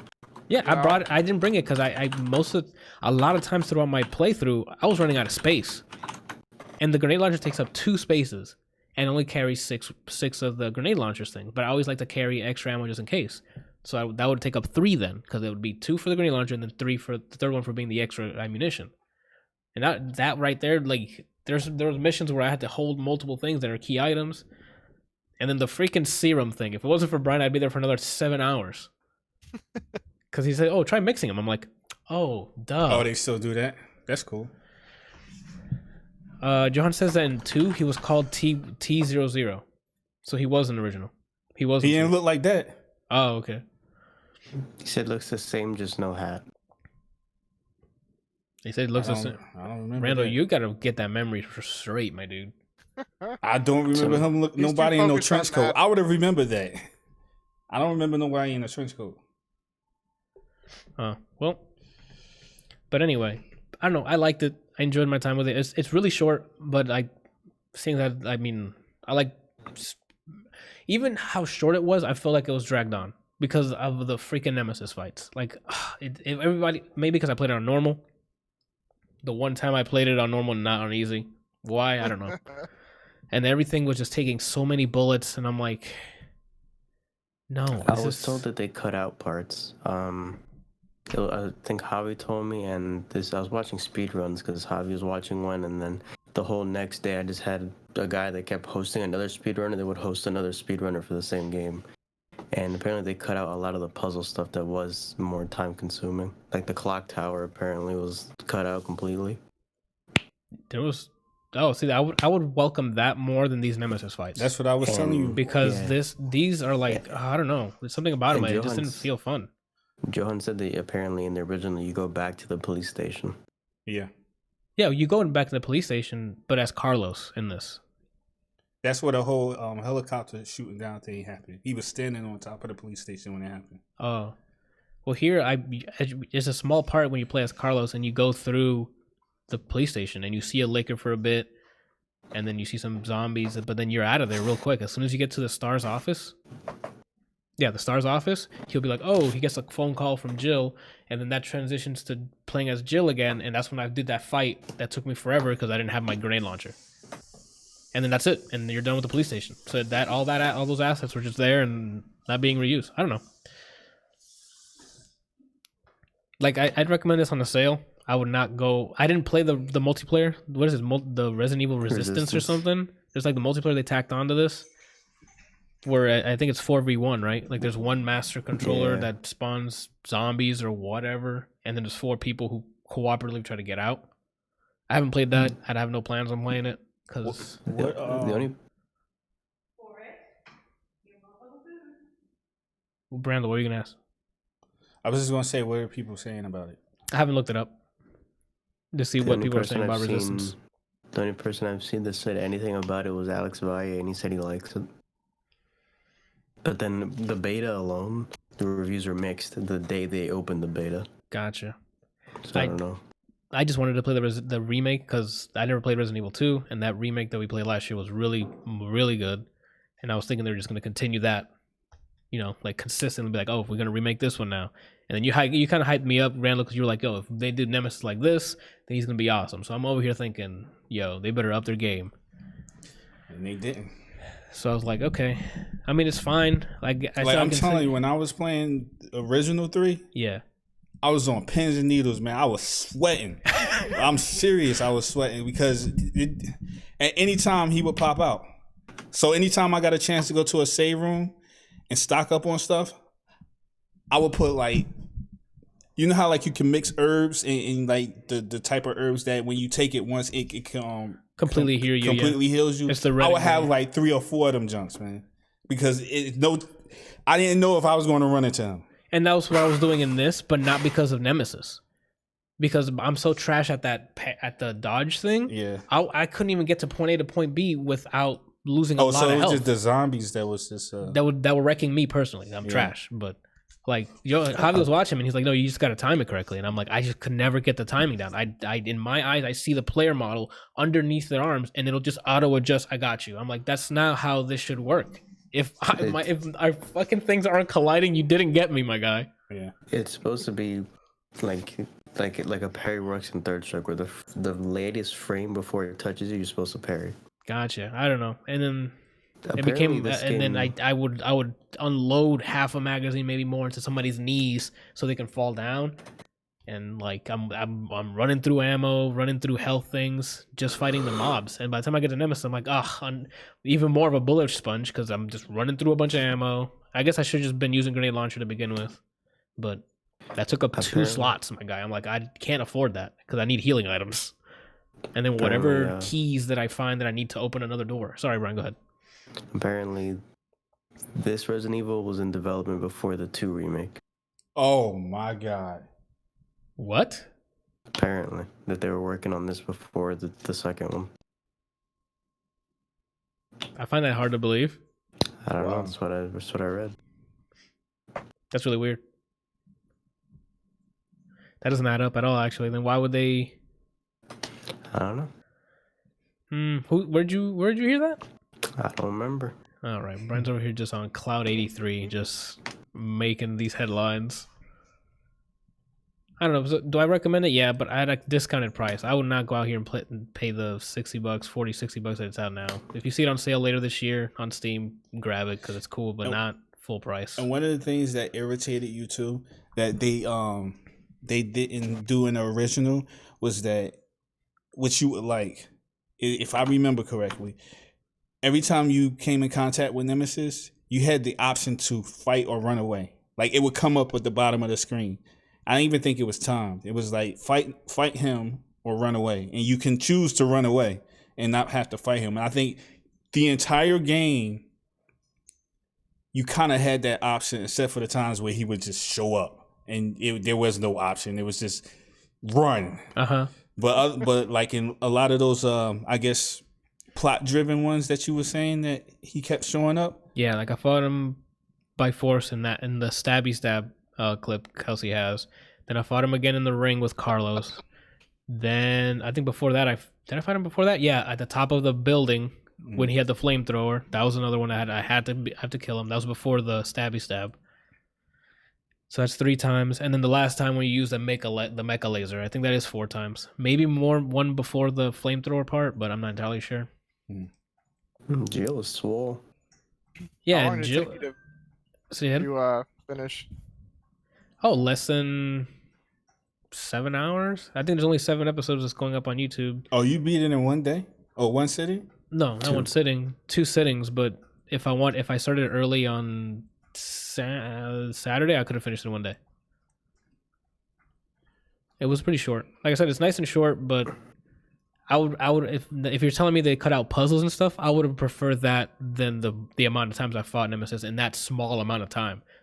Because it was 7 hours, but I fought him so many times within that 7 hours, and I'm like, come on. That's one of the things that I used to love about Resident Evil. John said he finished it in 2 standings, dude. That's pretty good.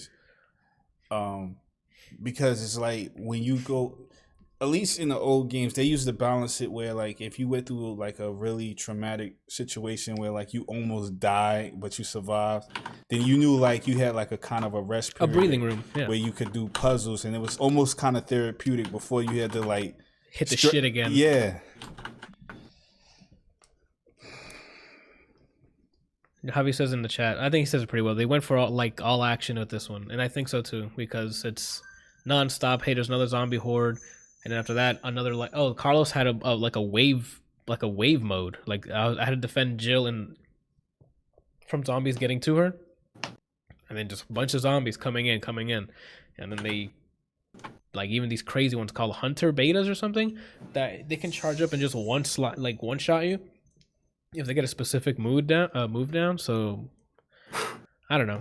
There's just a lot of there was more. It was like Javi says, turning into more action instead of Resident Evil 2. You were breathing in the police station. You were going around. You got to memorize where everything's at in the police station, which I thought was going to happen with Raccoon City, because you guys were telling me he was following you throughout the city. So I'm like, oh, maybe it's going to be open. I'll know how to get to certain place, I don't know. I think I just either overhyped it in my head how like the world was going to be, or like how the moment to moment was, or something, but I don't know.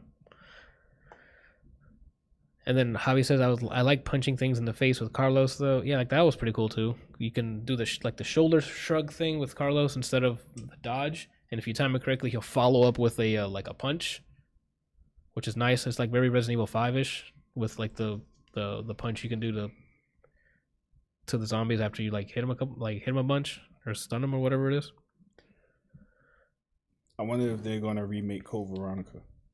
I don't know where they go from here, man. I just hope they don't try to tack on this like Javi said, he blames it on the development on the multiplayer thing. Maybe that might be what might have happened. Like maybe in the mid, if what Brian's saying is true about the Resident Evil 3 started development before 2 did, maybe some of the devs were pulled away from 2 and started working on the I don't know if the Capcom developed the multiplayer as well, but maybe some resource thing where they just pull developers to work on something else. John said they should take a break. There's already rumors coming out that they're going to show off Resident Evil 8, which is going to be in first person, like Resident Evil 7 was. So yeah, Resident Evil 7 was fucking boring to watch. I like the opening. Was that bugs. Was that the one with the weird family? Yeah, that's the first person one. John said, is that a different team though? I have to double check. The entertaining part was the DLC where he plays like the uncle or the grandpa, and all he has are these. Oh, I think he plays as Zoe's dad or something.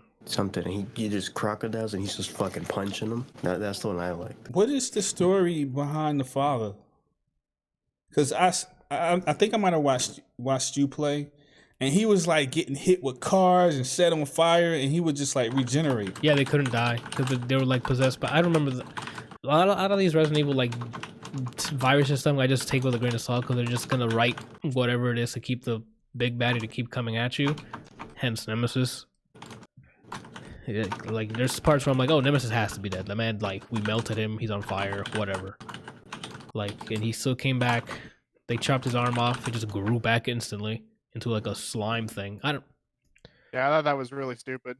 And it's like, oh, now she got hit. Now she's passed out. And I'm like, come on, dude. Like, it came back faster than Piccolo's arm did. Like, and he's a Namekian, dude.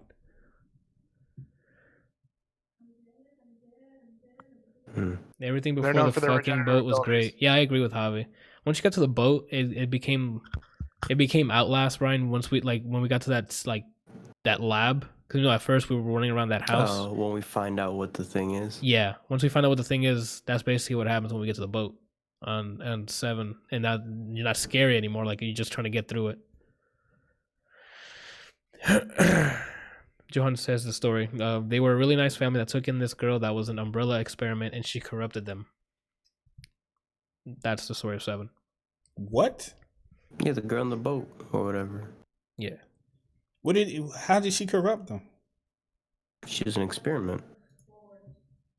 It's Umbrella, Randall. They'll find a way. So yeah, I don't know. I recommend it, but don't buy it now unless you find like a sweet deal. But maybe on like half off or something. That's it on Resident Evil 3. Resident Stars. Evil. I think I heard him say stars once or twice, but that's about He's it. supposed to say it all the time. Well, he didn't, Randall. What do you want from me?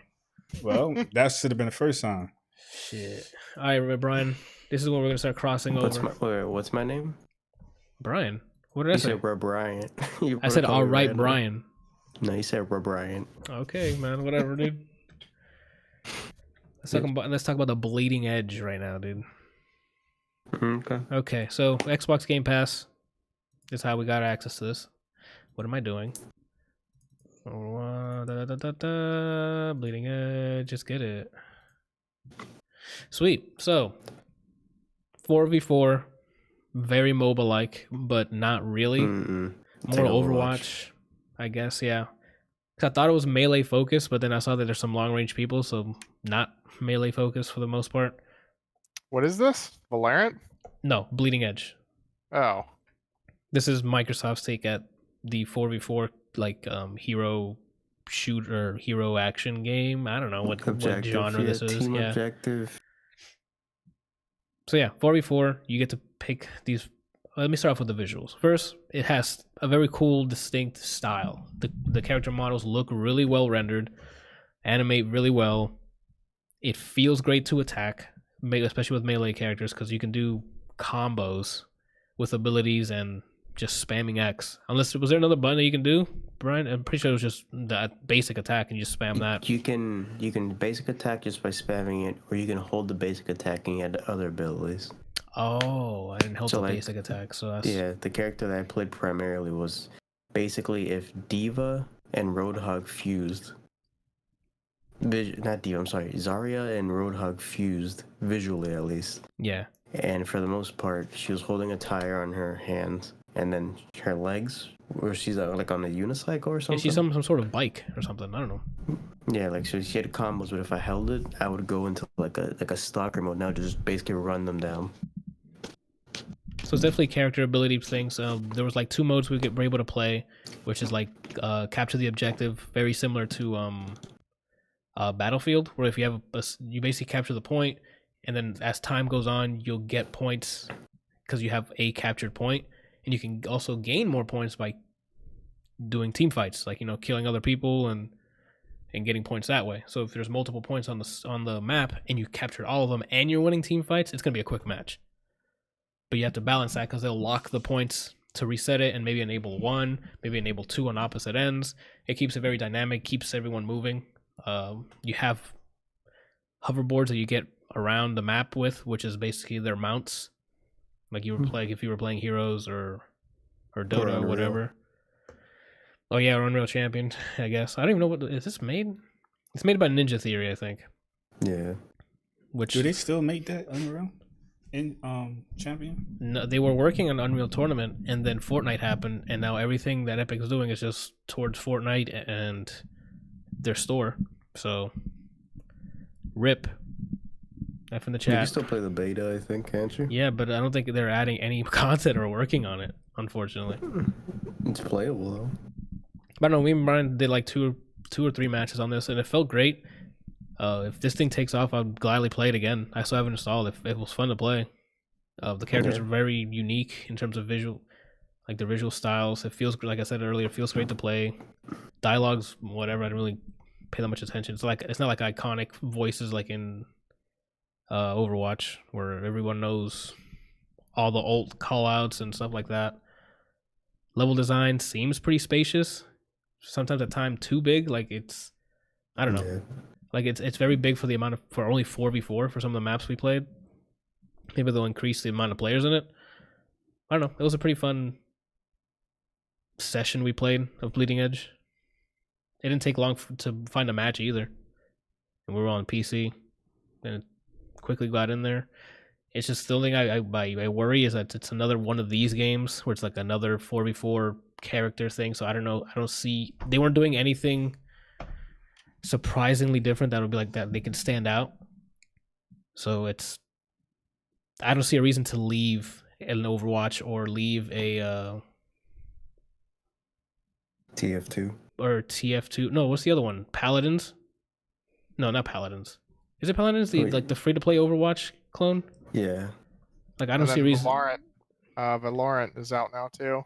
Yeah, it came out today for closed beta. Yeah. But that's more CS. Yeah, that's definitely more. It's like they took Counter-Strike and added Overwatch and combined them. That's exactly what it is. I haven't played it. I was hoping I got whitelisted today, but I didn't. So we can play it this week, and then I'll have my thoughts on it next week. But I didn't get any access to it, so just I guess when I do, we'll talk about it. But yeah, I don't know. Bleeding Edge was fine. I don't know, Brian. Do you have anything else to add? No, that's it. It's just fine. He's showing you nudes. Someone put the Stormtrooper helmet fused into the PS5 controller. Yeah, I saw that. It's just something to play. It's easy to get into. Everyone's free for right now. That's true. All the characters are free so far. Yeah, it's kind of like just mindless fun with friends. Yeah, I enjoyed my time playing it. Again, it's another one of those, so it's not doing anything spectacularly different. And that's it on that. I don't think I would have ever tried it if we didn't have Game Pass, because I wouldn't pay money to play that. Same. I'm on the same boat there. All right, peeps. Brian, this is when we're going to start crossing over. We're going to use Drake to cross over. I don't have anything nice to say about that song. I have one thing nice to say about that song, because I got to the chorus, and then I'm like, what happened? Hold on. Let me just at least update the fucking thing before we decimate it. 2C slide. That's what it is. Jesus, dude. What a song. Oh my gosh. It's named that because before it was like a song. He sent like a rough draft to someone who does TikTok dance, like a dancer named Tusi. They want to see what you can do with this. And then he sent them to dance, and then he finished the song and called it Tusi Slide.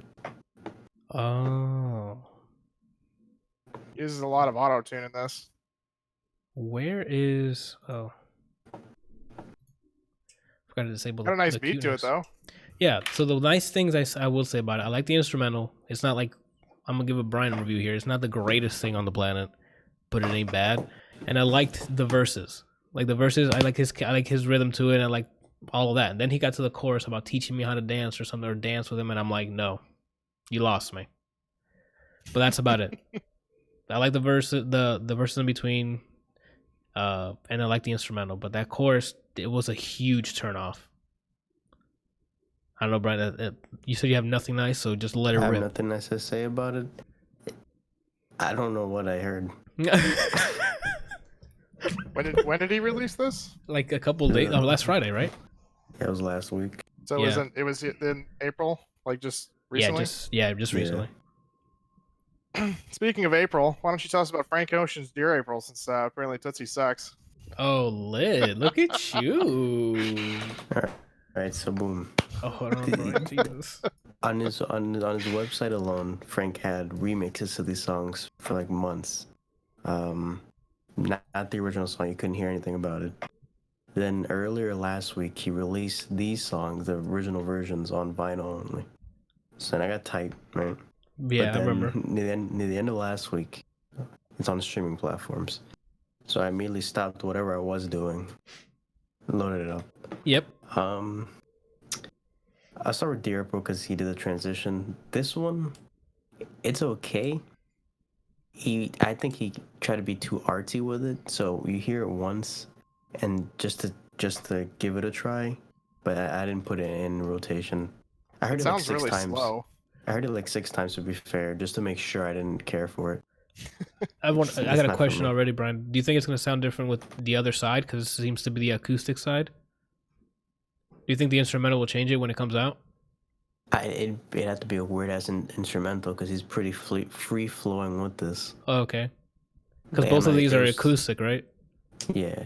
So maybe Dear the side April. B with all the production and stuff might give it a different taste, you know? It all depends on if they. It all depends on what they do, but off the A one, it's cool. Too abstract or too artsy for me to want to keep listening to. Okay. And then I was like, oh shit, Cayendo? Why is he hold using on. Spanish in this name? Right. Well, Yeah. Turns out the chorus in the song is him singing in Spanish. Oh, like Aventura? I wouldn't say the same way, but he's singing in Spanish. Oh. Is it just Dear April with them singing in Spanish? No, it's a completely different song. Is it this? Did Brian put the same link for both? No. I don't- Maybe I just listened to the same one. Hold Oh, on. okay.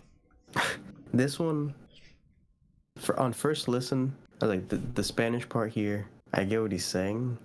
Sounds weird. Then I got to the English part for the verses. Okay, I'm feeling it. He's doing it over Spanish guitars, and then that's basically it. I think he has some like chords in the back. What happened? It is because you have the same link for both of them. Both of them link to Cayendo. Well, we'll listen to that only. Okay. That's why I was like, it's the same song. Like, did I just miss something? That just Brian messed up on the doc. It's fine. Yeah, so I messed up on the doc. The chorus felt weird. Verses, the same thing I'm expecting from Frank.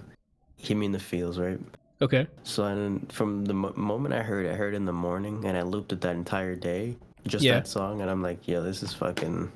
Lit. This is the one, out of everything I've heard that's supposed to be on his album, this is the only one I You're can say behind. I really love, yeah. Then DHL is entertaining to me. It just sounds funny. Because he's talking about... That's a getting scoop. That's a sucked like Hoover. Yeah. Okay. Suck me like a Hoover. In my room, I think, was it in... Yeah, you get in it my right. room? In my I don't remember it. same. I remember not caring for it too much, and then I moved on. Dear April, it's cool. It's cool if it's on the album. Just throw some artsy stuff around. Uh-huh. I wouldn't loop it, but this song's making me feel alright. And that's just the acoustic. So like I'm really curious on the production side of on the flip. What's it gonna be? I don't know if I want to hear this non-acoustic. Oh, okay. I highly recommend this song. I mean, if you know Spanish, you get some pluses because you understand what he's saying. Right. The other one, if you're a Frank, you listen to both, just so you can have your own opinion. But I think the one that I highly suggest listening to is Cayendo. He hasn't released the release date for his album, but he's still following the same like PR, motif where yeah. each song has a little silhouette. And on DHL and In Your Room on the album, the song cover, you Yep. see like a row of silhouettes, and it's one of the ones that's on there. So I'm assuming they're all gonna be on the same album. No, so maybe sometime this summer he'll drop it. Maybe in a month or two. I don't know. Maybe that's why these singles are being pushed out. That's like his rollout. I just know when. I learned not to. Oh, when's it coming out? It's gonna. Maybe it'll come out. That's when I'll be excited. Gotcha. The very zen down the middle. If it happened, it happened. If it don't happen, it don't happen. Yeah, I still have Blonde. Gotcha. All right, so we're done with music. You want to hit us with anime or the Tiger King? Host choice. I'm tired of hearing about Tiger King. So Right. if Randall wants to. Everywhere. Yeah, like go ahead. Randall wants to hear about it, so go. Okay, so Is it trash? I saw it everywhere. Randall, let him. What, I just want to know. well, he's gonna tell Listen. you. Remember when I said don't get closer and get louder? Is it trash? So I saw everyone's mentioning it on Twitter and on social media, making memes, and I was like, Yeah. oh, what the fuck's going on with these? I don't know what's going on. Turned out Right. it's from this Tiger King thing. I was like, what the hell's this Tiger King show? So I started watching it, and first off, it's just to summarize, it's just a bunch of really fucking stupid people that you can't look away from. Got I it. start with that. Everyone, it's hard to believe they're real people. It's like one or two they're sane. Everyone else is just like this has to be scripted joke? television. Got Yeah. it. Is it like it's like if you're watching, what is it, Brian? The guy with the drink in his hand the entire time? If you're watching Trailer Park Boys, Yeah, is it like that feeling where they that feel is more believable. Are you serious? So it starts by showing off someone named, I forget what his real name is, Joe something hard to pronounce. Schreibvogel is his real name, but he goes by Joe Exotic. That's his name. Oh my god. He described himself as basically he's like a country man from Oklahoma, that's homosexual, and he owns one of the biggest private zoos at that time. Right. His name is Joe Exotic because his zoo's filled with a bunch of exotic animals, specifically tigers. Okay. Now, that's the whole point. The whole point of this is kind of to highlight the private zoos and the way that they basically exploit animals for profit. That's The overarching the intended goal of this whole thing. Yes. It starts with saying this, gives him backstory. He's made music before. He made his zoo because his brother died and that was his dream, so he carried the dream on with the zoo. He's really passionate about animals. He treats them well. That's what he's saying. Okay. There's a lady named Carol Baskin who is like, yo, this is wrong. Private zoos, they're just doing it for profit or whatever. As she has basically her own. Okay. But she's like, oh, this is bad. She the act of like cub petting, so getting tigers out and having people like they come in for the exhibit for the zoo to be able to touch them and disturb them basically. And breeding. Okay. That's what she was primarily against. And then she's doing the same thing. She started off doing that. Like there's videos that they dug up of her teaching you how to breed them. Oh and my then she was saying like, oh, that's so everyone's a fucking hypocrite too in the show. Oh my god. So yeah, she has her own thing, whatever. Her husband's basically a simp, if you know what that is. I was recently told what that was, so yeah. I'm hip now. I think he's with her, and this is where it gets exciting, or where you can't stop watching. I think he's with her out of fear because she started off married with some guy that abused her, right? Okay. She apparently one night escaped, and then this one guy who was married at the time kept pulling up on the road trying to get her to get in. She said no. He came back, said no. He came back with a gun on the seat and said, I just really need someone to talk to so you can point that gun at me. If you want, I just need a vent. She gets in his car, does the same thing, blah, blah, blah. They end up getting together, even though he had a husband. They end up getting married or whatever. He's a millionaire, by the way. What is happening? Who? Yeah. No, that's what the show is. You're just like, what's going on, right? So cut to they're married. He's a millionaire. They start getting their own animals, basically having like a big ass Private zoo of their own. Okay. And then he starts seeing signs that she's crazy or she's threatened his life or whatever, things like that. And apparently, one day he tried to file for divorce, or he mentioned to his accountant filing for divorce, right? That was the last time anyone saw him. To this day, no one knows if she fed him to their tigers or if he went missing somewhere else. No one knows what happened to him, but all we know is that she changed a bunch of documents and things like that. She has his millions and the what's it called, and the zoo. We don't know where he is. And they go on. That's episode like 2 or 3. There's like that's what 8 episodes. That's episode 2. They just talk about this whole. It has not been solved to this day. Okay. That's only episode 3. From there, it starts talking about like. It escalates to the point where people are like attacking the tigers. Apparently, there's rumors that there's this one guy who has like 7 wives that has his own zoo. They call him Doc Antle, but he's not really a doctor.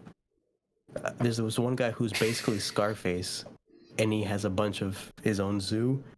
And at some point, someone killed a guy on his zoo, and he buried the body somewhere and covered it. He was mafia, or like he was gang related, whatever. Okay.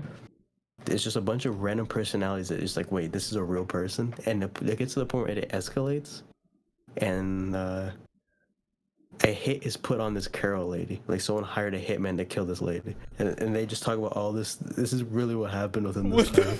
Okay. It's. You ask if it's trash. If you start watching it, I guarantee you will not look away. I don't know if that means it's good or bad. It's just really well done. They knew what to do to keep you watching, and this is all a true story. If you're ever bored and you just want to sit down and just Consume. if you just want to if you just want to consume something, I recommend give it a try. Just know that you won't stop at episode 1 if you do watch it. I feel like I don't think I will ever be that bored.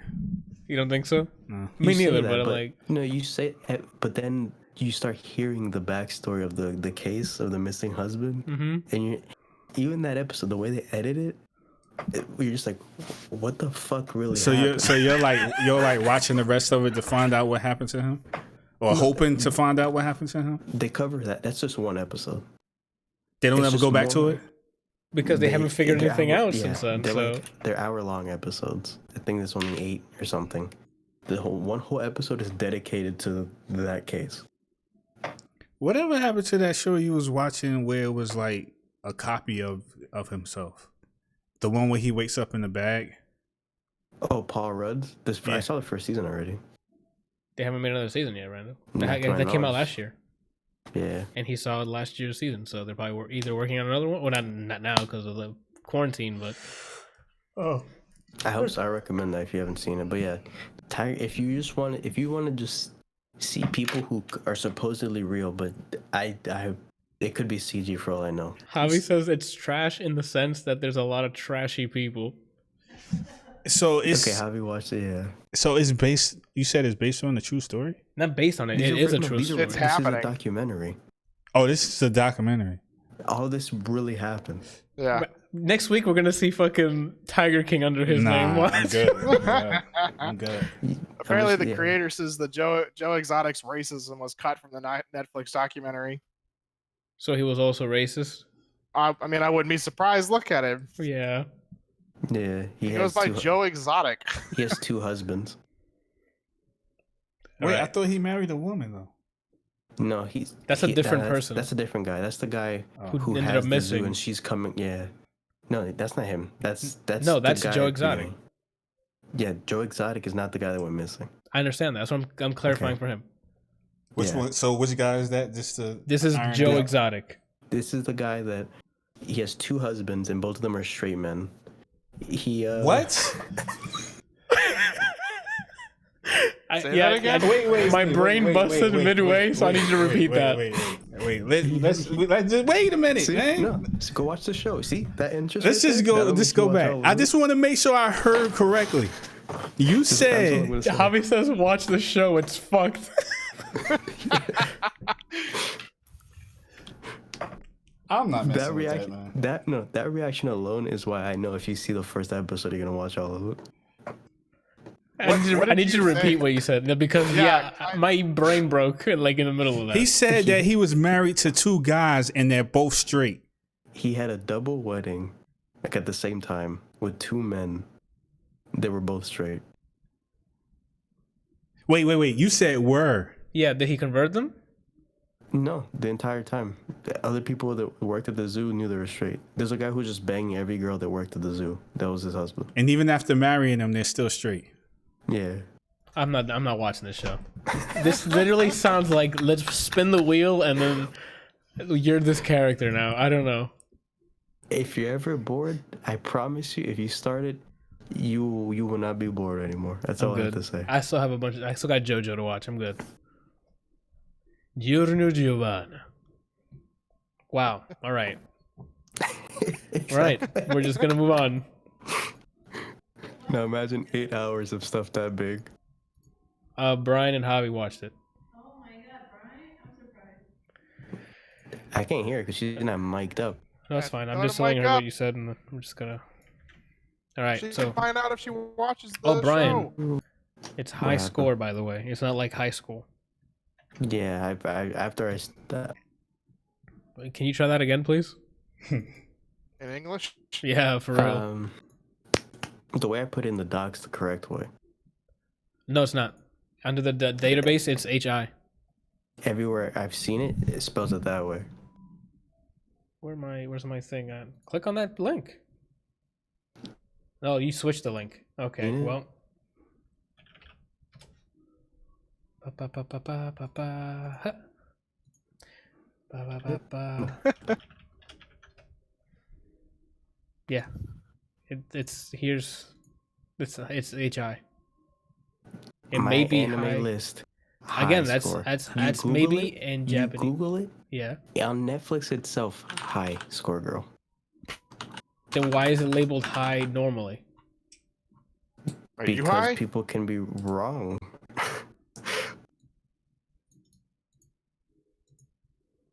Yeah, Google it shows high.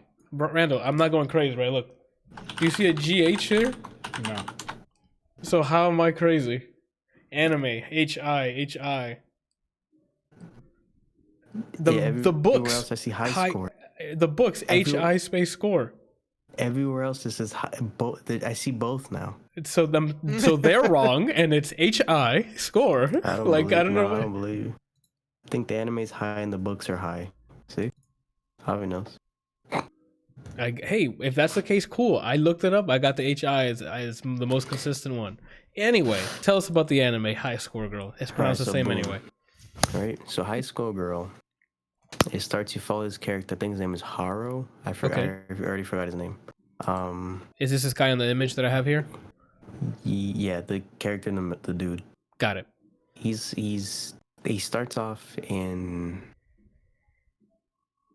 I don't remember if it's elementary or like 6th grade. That's how old he is when the show starts. Okay. He is a student that is not good at anything. He's not really smart. He has bad grades. He's not athletic. The one thing he prides himself off, he's good at video games. And it starts with him in an arcade playing Street Fighter 2. Just running a chain of wins. Oh shit! And Just he's Randall basically playing saying, Street yeah. Fighter. No, he means Guile. Oh, wait, that's real? Yeah. Oh, the character plays Guile. Yeah.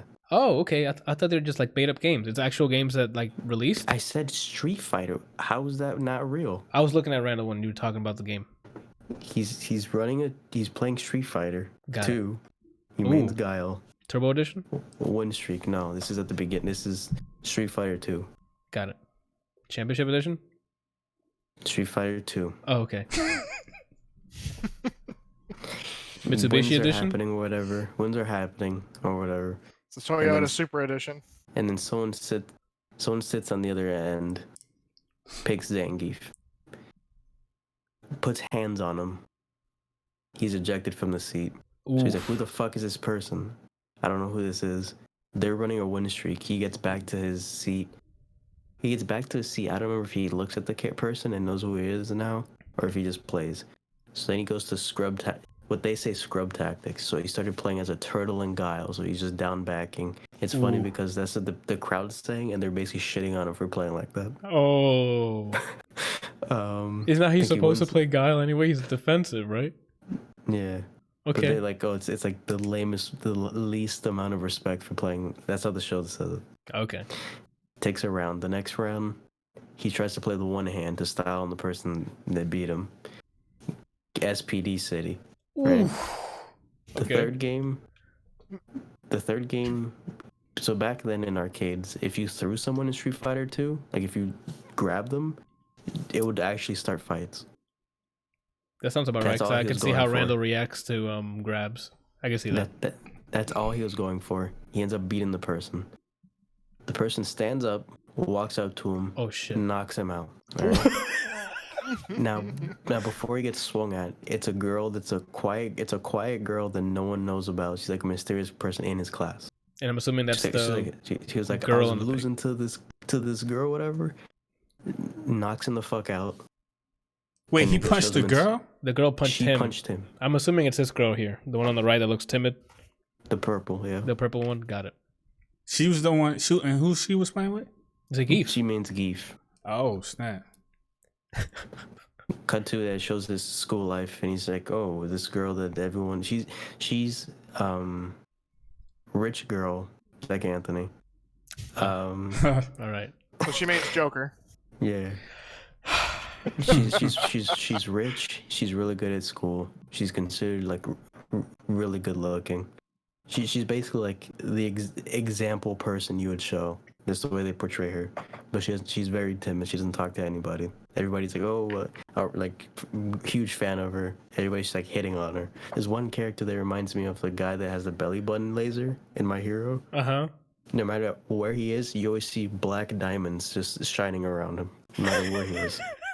There's no superpowers in this show. It's just when you see him, there's black diamonds. Okay, so they have like running gags and stuff. Love it. Yeah. So yeah, no one knows anything about her, but he keeps going to the arcade.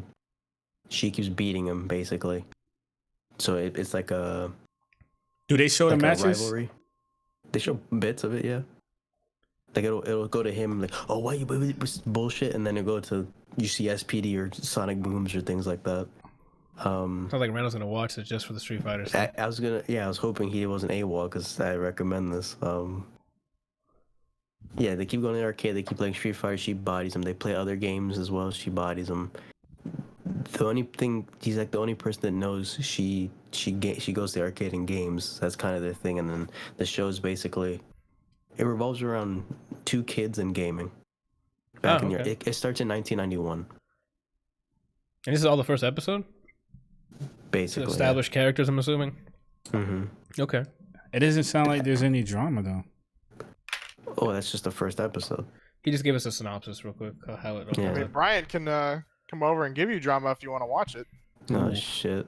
Ooh. That's the name of my porn I made. Ooh.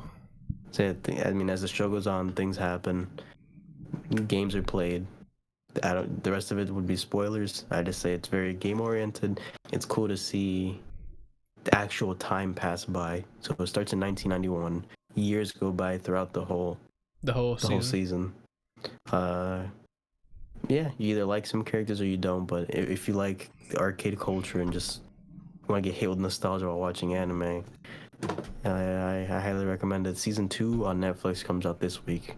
Oh, wow. Yeah. The timing. Yeah, so I just happened to watch it at the right time. The episodes are like 20-something minutes. There's only 12 in the first season.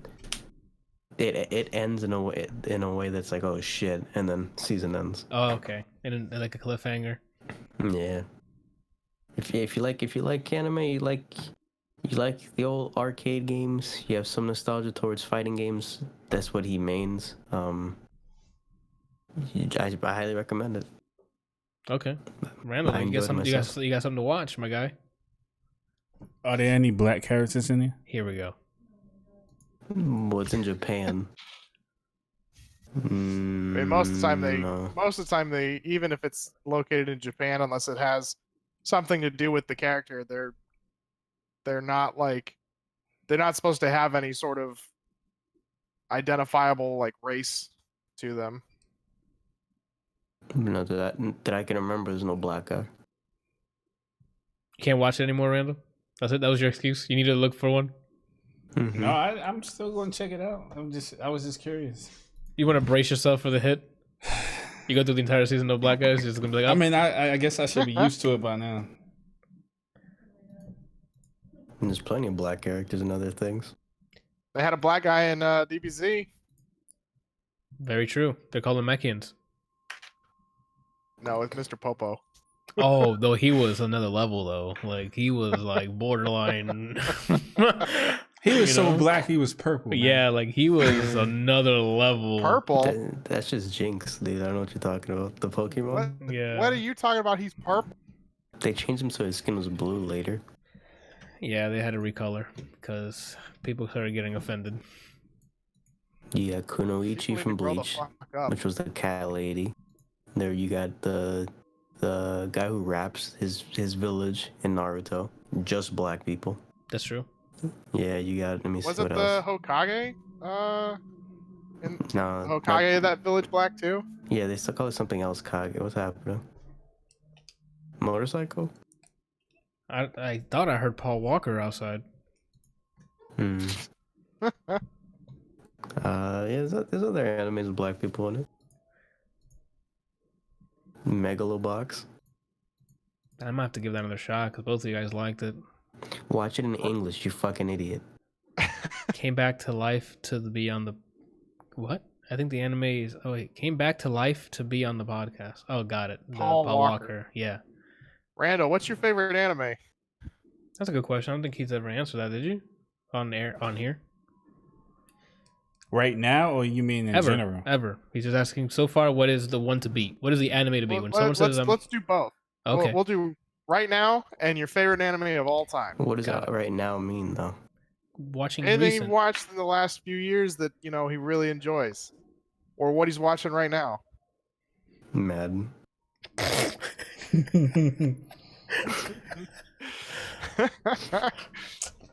It used to be Ninja Scroll was the all-time favorite, but I don't know anymore.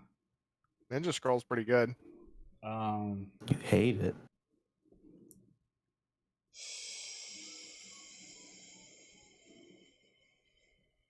I don't know. I need to think about that. There's so many.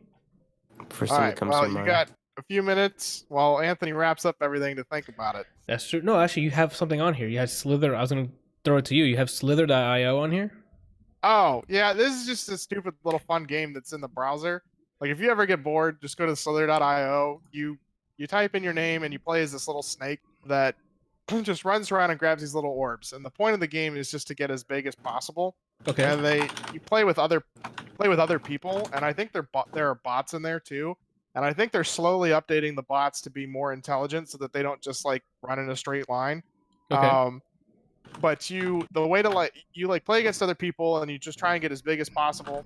And when somebody runs into your snake, like head first into your snake, they explode, and then their body just turns into all the orbs that they've collected for the most part. And then you just try and grab them. So it's like a multiplayer Snake. Yeah, basically. Oh, okay, that's cool. Only it's not like it's not just 90 degree turns. You can actually move. Full access, so it's not just okay. So it's a lot of fun. Or rotation. I did manage to make it into the top 10. I think I actually made it to top 5 at one point, and I was my total length was 20,000 or something. Holy crap! Usually people are up there that are like in the 40s, but I did it. You're out here, dude. So it's like a battle royale then. So it starts like a new match for a certain amount of people, and then it's just continuous. Like you don't. Got it. It's not like you join and then you go up against a bunch of people. No, it's whoever's playing at the moment. They just have a ranking system of whoever's whatever the largest size for the top 10, and you just as soon as you die, it goes, hey, your final length was this, and then you hit play again, and you get to go and do stuff. I think a long time ago, H3H3, Ethan and Neela played this. Oh, did they? I think so. It sounds familiar. Yeah, I mean it's stupid, but it's a lot of fun. Like if you're ever just bored and want to check it out, I would definitely give it a look. Okay.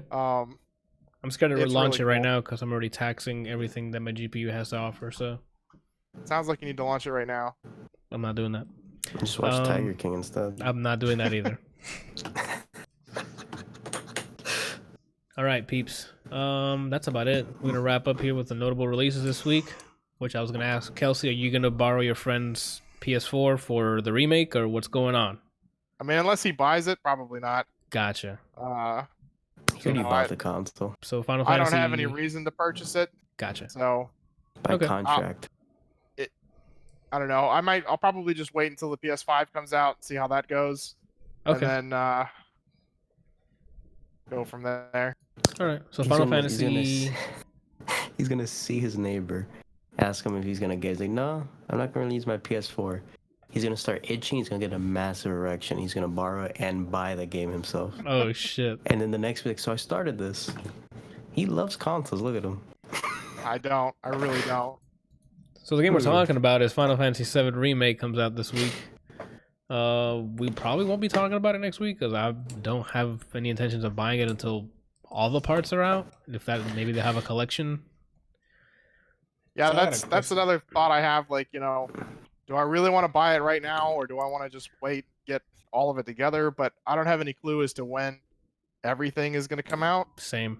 I don't know what the timetable is. So Is it 60 per part? right now, I think it's 60 for this first part. So that's why I'd rather wait until all of it's out. Cause I don't want to spend like $240 on 4 parts. You know. That's fucking stupid. Even Telltale didn't do that. But those are dramatically smaller games. Yeah, but still.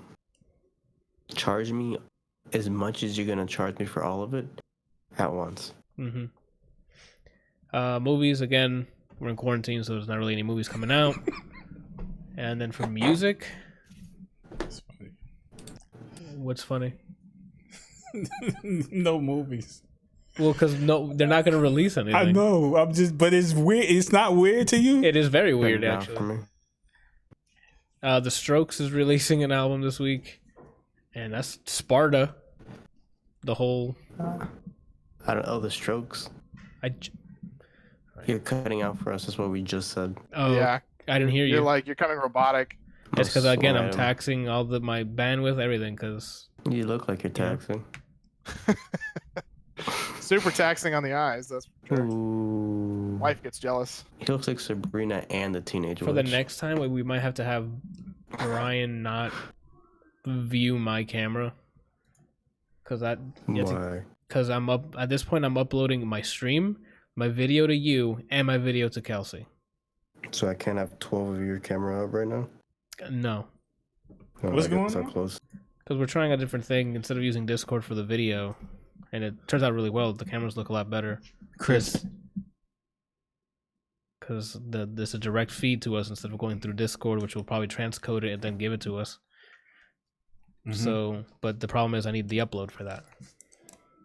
And So Brian doesn't you really were need. in it? Brian won't need to see me. The one that needs to I'm see me streaming. is Kelsey, because he refuses just to host me. I'm If you streaming really it don't now. want me to stream this, I won't stream it. Just I say mean, it. it's holding up fine. It's just for next time we'll try with Brian not doing it. That way we could cut. What the hell was that, Randall? He got dizzy. We'll try Hey, without Randall, it. there's Tekken in High School Girl too. All right, cool. That's it, peeps. Randall, were you thinking of your anime, or did you just stop thinking I about stopped it? thinking about it and started yeah. thinking more about. Here we go. Then don't worry about it, Randall. It's cool. No, I had a question. Okay, go for it. Well, in you guys' opinion, what is the difference between a PC game and a console? A console entirely, or a console game? A console, like PS5. So, okay, What's your question? yeah, you said this is what you said. I said, what The in your difference be- opinion, what is the difference between a gaming PC? That's not what you said. What did I say? You said a Like PC game. PC game. Oh, my bad. Yeah, And a I meant console. That's why And I'm we're- like, Yeah, well, it's one's backwards. It's software, backwards, so- the other one's hardware. Yeah, no, I mean gaming PC. What's the difference? Yeah. I don't know. Difference? They all have the same hardware. Modular. PCs are modular, basically. I don't know. Your question is, what are the pros and cons for each, or what is the difference? There's nothing different about them. They're built by the same hardware. They have a GPU, they have a CPU, RAM, hard drive. They have the same thing. One's What? modular. Can't upgrade. So the Yeah. reason why you don't like consoles, Kelsey, is because you can't upgrade it. Yes. No, I think there's Yeah, because they like exclusivities. a lot of things. Like you can't upgrade it. First of all, they come out with new versions of it, and like I understand that they do the same thing with PCs, where you get like new graphics cards and whatever. But like, you know, you can just spend the money on the graphics card and still play all of your old games for the most part. You know, they like some of the like ancient games. Obviously, you can't play because of the way that like Windows and things works with its encoding. But Compatibility mode. On that Yeah, note, on that note, GOG's been doing a great job of porting them over. So yeah, and then you have companies like GOG who is porting over a lot of the like really old ancient games. you know, to play on newer console or newer Yeah. Windows. computers. Yeah. Where did Bryant go? I think my internet's shitting it. Yeah. Because again, now I think because Brian's uploading to me and you, I might have to ask But- the developer for this OBS Ninja to see if there's a way I can like limit bitrate. That way it'd be easier for all of us, so we can like specify how much bitrate to shoot per person. Oh, Ask him already. Anyway, but go ahead. Look at the frames. I cut you off, Kelsey. Look at the frames. Yeah, I don't know. It was great when you were spending, $200-$300 on a console way back when that was like the only thing, the only way to like play games with friends and whatever. And it was ease of portability. Yep. And whatever. But now it's like, what is really the point? Like, I understand that you get the exclusives, but I mean, why not just have it on PC when you hit way more people? I can tell you again, it's been a recurring word today. Convenience. Tiger King. Not Tiger King. It's convenience. Consoles will always be more convenient than a PC. And I do understand that. Like, I understand that it's a lot easier just to turn on the PlayStation and then boot up your game and play. Coffee. Versus like having to turn on your PC, load up Steam, load up the game, and then if Steam has updates and then the game has updates, But that's also another plus about having a PC is that it's a lot easier for them to release updates to a PC than it is to a console. It costs them money every time they want to update a console game. I don't think it costs them. I mean, other than the devs work. The devs that are being paid, I don't think it costs them anything to release updates to PC, especially since a lot of the companies have their own platform now that's not just Steam. They can do whatever the fuck they want. It all depends on what the rules are for Steam and Epic. If you're not Epic or Valve, I don't know what they do. I haven't looked into it because I don't. Well, they all just take a cut. So for all your sales. I don't think they charge you for hosting their files because they'll make it back in sales. If I'm not mistaken, again, I haven't published anything on them. If you want to update a console game, it literally costs money for them to push out an update. That's why you see these updates for games that are like 60 gigabytes because they have to try and pack in as much as they can because every update costs them money. Does that answer your question? So are you going to get a PS5? Okay. Yeah, he said yeah. Because I said I might, to play the Final Fantasy stuff. Because it's also supposed to be backwards compatible with a lot of things. Yes. And so, if it is, I want to play Last of Us. I can play. A lot of things no. They said PS4 and PS4 Plus and something like that. Well, in that video I talked about earlier where they were talking about the hard drive and stuff and the solid state drives, it showed PS4, PS4 Pro, PS3, and some PS2 titles. Have they released specs for the new Xbox? Yes. And which system is more powerful? Well, they haven't released specs for PS5 yet. When it's just numbers, the Xbox. But when it comes to architecture and the way they're building their system, we'll see when it comes out. Because when you start seeing the same game run on both consoles, you'll see the performance difference in what resolutions they're running it at and what frame rate.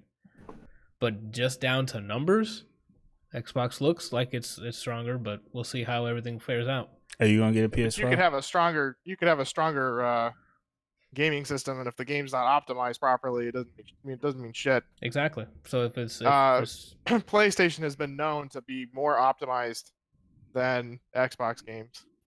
No, that's only with recent generation. PS3 was an atrocity to develop for, which why it ran talking about the recent generation. Hey, I just letting you know, man. You said always, and I'm like, that's not always not the word.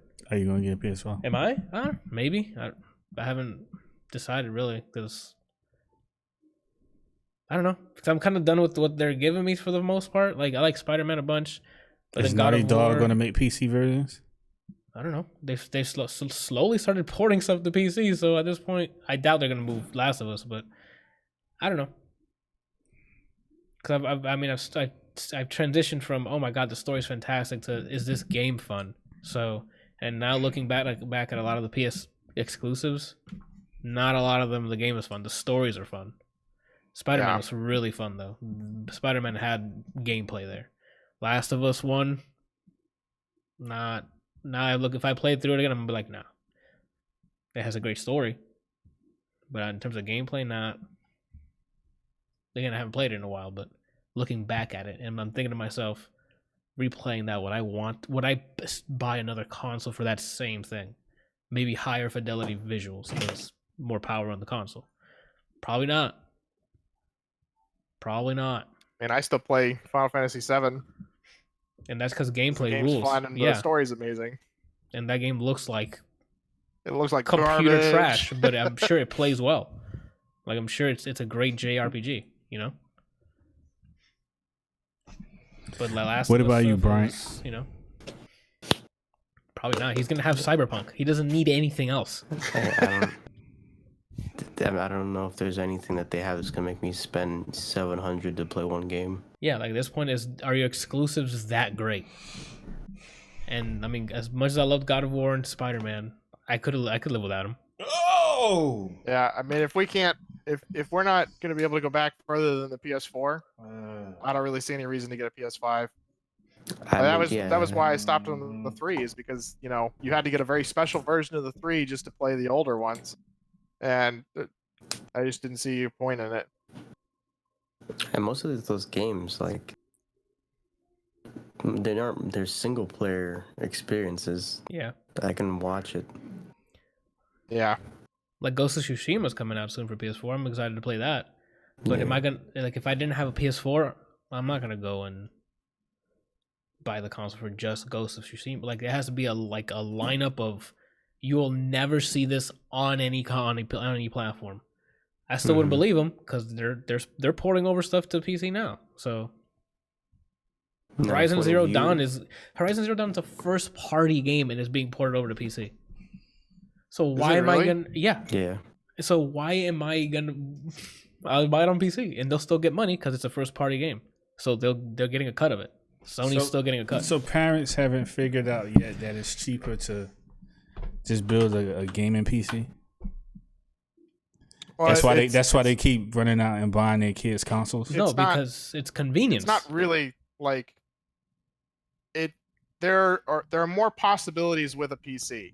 Whether or not it's technically cheaper is still up for debate, because you can build a pretty powerful gaming PC if you just focus on the PC itself. But then you have to get like a monitor and all the keyboard, the mouse, that kind of stuff. The peripherals. Yeah, the peripherals. Headsets or maybe speakers. Like it racks up. It's going to be more expensive, but it'll last you longer for the generation, and you can play older shit. Not to mention you can use it for more than just playing games. You can do schoolwork on it. You can browse the web, all that kind of stuff. I mean, consoles are getting there where they're allowing you to do a lot of that stuff. It's just not as easy because you don't have the computer gun, the peripherals. Yeah, dongles. Like look what we're doing right now. We're streaming to a platform while I'm also recording to make a podcast. I can upload it later on my PC. Your consoles ain't gonna do that. I already do that on my Stadia. Oh, word? Brian, when's the last time you loaded that up? The week before my subscription ended to play SteamWorld. Wow. He played it when I played Last of Us. So I'm pretty sure he has loaded it up. I don't think you've loaded up Last of Us. I haven't. This man was in GTA 5 for a frame and never played it.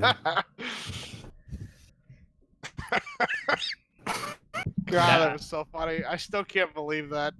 It took like 10 fucking hours to load up that shit. An 8 gig download. If you ever get a chance to play it though, the story is actually really good.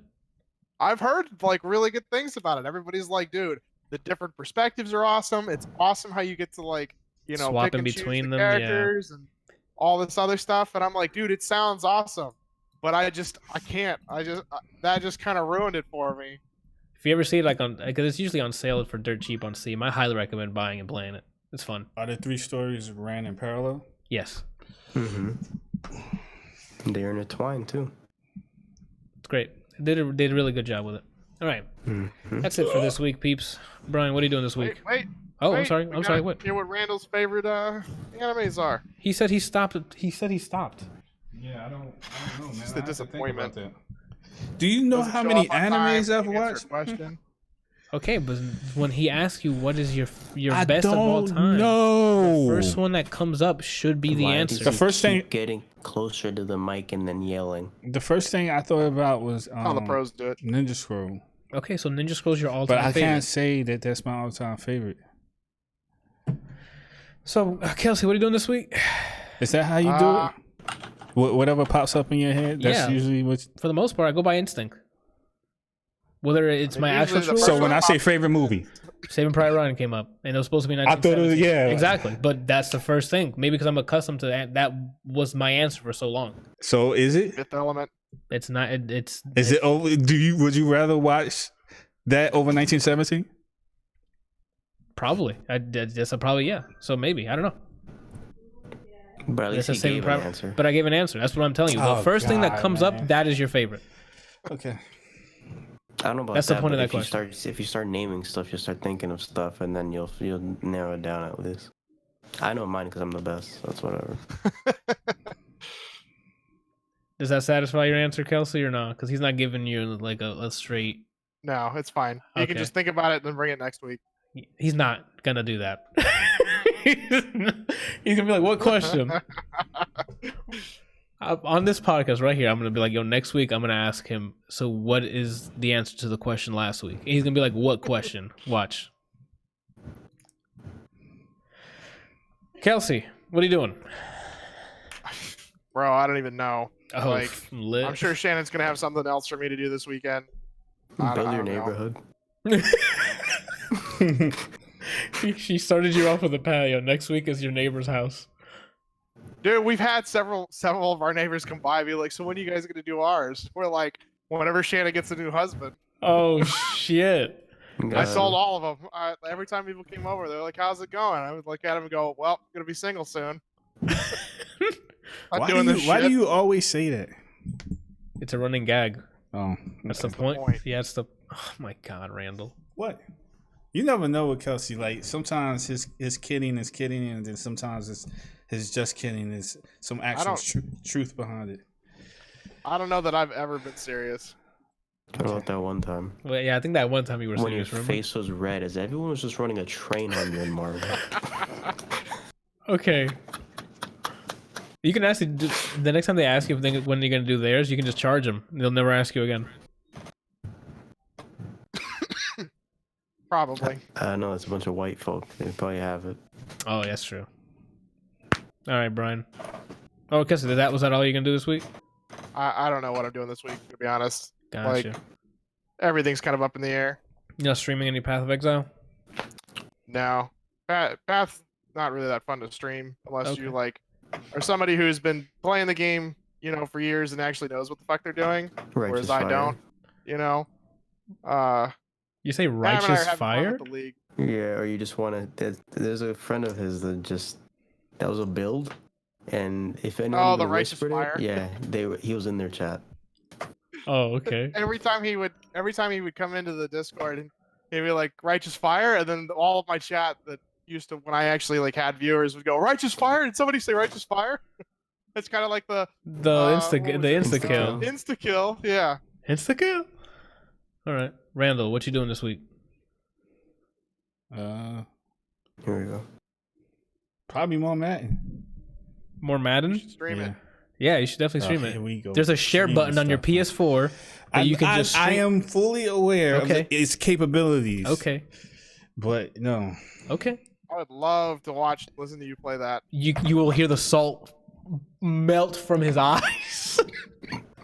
Actually, this week I might, if I have time, I might get Doom Eternal and stream that. Yes. Doom If guy. I can, I'll play it on. Something's wrong with you, man. Yo, Doom guy is my Wait. spirit animal. You're not gonna play the first one first? What's the first one? Doom 2016. Do I have to play that one first? No, Randall. Kelsey, you're in there to kill demons, my guy. And boy, do you Hey, kill wait, demons. just calm down. Do you want story? I mean, I always enjoy story if the story. So There's then- not that much story. I can give Wait, you the so- non-PR. I can give you the non-PR answer to what he said. I just want to run forward in melee, so it doesn't matter if I can do more of it. Yeah, bro. Like, you're in this to shoot shit and kill shit. That's what Doom is for. How in the world, man? And boy, does it feel great to do it. So the I answer need a your, reason. They're demons, Randall. Don't you want to kill demons, or do you want them just roaming Earth for no reason? No, I'm not saying that's not a reason, but Okay, I then mean, that's like, it. I need a story. Like, why are they here? He needs to cuddle mean- first. He needs a commitment. He just wants you to hold him. Like the dude with the freaking it was a sledgehammer, right? Or was it an axe? The Marauder? I don't remember what his name was. The dude that's like you. Oh yeah. he Like, just what the chills heck, man? Oh, Kelsey, if you're playing Doom Eternal on Ultra Nightmare, Yeah. God bless you when you have to face a Marauder. I need to The guy see with that the axe clip. No, it's and not the a guy with the shield? axe. Is that the yes, the guy with the shield, and Okay. he sends dogs, and his keep away game is like Bryant levels. Like he'll destroy. It's when he comes on screen, kill everything else, and then do the 1v1 because that is what he does. He asks for. He'll block everything unless you're like it. Literally, if you're not spaced a specific way, he won't open up. So if you're too close to him, he'll strike you. If you're too far away, he'll throw projectiles at you. And then, like, even if you get to the perfect sweet spot in spacing, he's like, "Oh, dog." So then you can act. So you can be like, "Oh shit, the dog." And as you're trying to shoot the dog, he's like, "Ha!" And he goes in and tries to hit you. And it's like, I can only imagine it's like one hit. I just spit in excitement, bro. The Marauders are fantastic. He's Dr. Fate. Yeah, dude. Like when I first fought that, I'm like, okay, this is not gonna. No, he's more like Virgil. He does not teleport. Are you sure about that, or was he really moving that fast? He was more like Wesker, dude, when he was like sidestepping and like. You might as well call that teleporting, because if you blink, he's on the other side. Bro, like I would say he was more like shadow stepping, bro. All right, we're gonna start talking about Doom Eternal, and I'm gonna get hype again. We're gonna move on. So yes, get Doom Eternal. All right. I think I'm gonna get it. Stream playing the like normal or hard mode first, and then I'm gonna try and do the Ultra Nightmare mode with permadeath. Yeah, actually, I recommend going through the game normally so you can learn all the enemies' weak points. So then you know what to aim for when you're doing Ultra Nightmare. Because if you just dive in Ultra Nightmare, you're gonna hate your life. I think you should dive in Ultra Nightmare. Randall, it's pretty easy to say that from the viewer's seat, all right? How about you get it on PS4 and stream it? I'm just saying, if I were going to play that game, that's the level I would play on. Okay. You won't even play Witcher. You won't even play him in DBZ. Yeah, lose my number. fighters. Lose my What number, was I man. gonna say? I was gonna say something. You can say I'm gonna lose your number. You were playing Madden. That's what you were. No, That's what you. I said. What are you gonna do this week? You play Madden, and then what else are you gonna say? It has to do with something else. He said he was gonna stream something. I don't remember. All right. Well then, Brian, what you doing this week? Alright, so boom, right? Tomorrow, playing Grand Blue. Not the DLC character, because I'm on PC. We can have nice things, huh? Right? Thursday, I don't know what. I might play more Blasphemous. I might grind out Siege's Battle Pass, though, because I need to get cosmetics for the pretty lady. Gotta get those cosmetics, man. Yeah. Yeah, Thursday's an asterisk, and tomorrow's Grand Blue. Gonna learn more fairy, not the DLC characters. Because why Because you would have I to wait get till them? Monday. Because I have to wait till Monday. And Friday, I don't know. So I'm you're gonna probably stream not Monday. New DLC characters. Probably not, no. Probably not Monday. I'll play on Monday. I'm not gonna stream on Monday. Okay. Killing me, Smalls. So there's that. So I remember what I was gonna say. Go for it. That I can remember the two enemies that gave you the most difficulty was The the Marauder. Fuck. and the man. other one with that brings up the flames. Oh, Like no my matter where you're God, at, yeah. he could be like on the other side, and he goes like this, and it's like a wall of flames in front of you. Yeah. Like he's one of those characters that you have to kill first Yeah. before you kill everybody else. While dodging everyone else's bullshit. I And can only imagine doesn't he playing create that. like a some sort of force field too? So it's basically in Doom Eternal you're gonna fight something that's called a buff totem, right?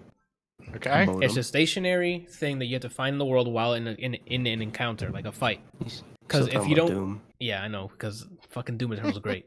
So while in the fight, if that buff totem is still up, the enemies will keep respawning and they're buffed.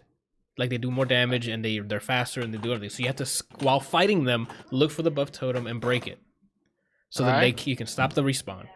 Later in the game, they make an enemy do that. And then he'll put up a barrier so you can't shoot him from the front. So you have to find a way to circle him, and he's spawning enemies and buffing them. Nice. So I'm like, oh, okay. It is crazy. It was funny because it was like Anthony was like running around for like 30 seconds fighting these dudes looking for it. And he's like, where's this thing at? And he's like taking damage from a bunch of enemies. And he's just looking for this thing. And it happens to be a character the whole time. Because they didn't even show. They just, hey, now I can do this. And I'm like, oh, fuck. It's crazy. Doom Eternal is so great, dude. You hate it. I fucking love it, dude. All right. The end sucks, I'll though. get it and stream it later this week. What are you doing, Anthony? What I'm doing, so I got 3 games I'm probably going to be rotating through. Here we go. One is obviously The Division. Division. Because The Division 2 has its hooks. I ended up getting Dog Uri on sale for like $3. What the heck is that? That sounds familiar. It's a Game Boy looking side-scrolling ninja dog game I want to that see looks that. Stream freaking that. awesome. Yeah, I'm going to probably stream that this week. It's this, Randall. Stream it on Friday. On when? Oh, Friday. You and Randall. Stream it on Friday. Streaming on Friday. It's like this, Randall. You have to look it up on your phone. It's all green. Yeah, it's like it's like classic old games. Look it up. Dog, you're on your phone. Anyway. Stream it on Friday. Why? So I can watch and I won't be streaming like you like to stream when I'm streaming. I mean, I had the time slot before you, so. No.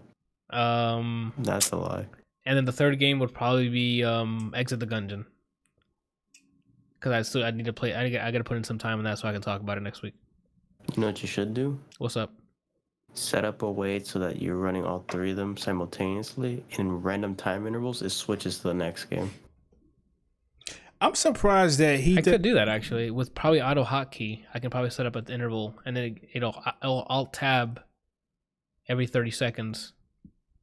So it'll put one in. I could probably do that. That would be ridiculous though, because me playing the Division 2 in the middle of a firefight and no, not doing it. I could be like the end of a mission and then it all tabs me away and then I lose the mission. I start from the beginning. Not happening.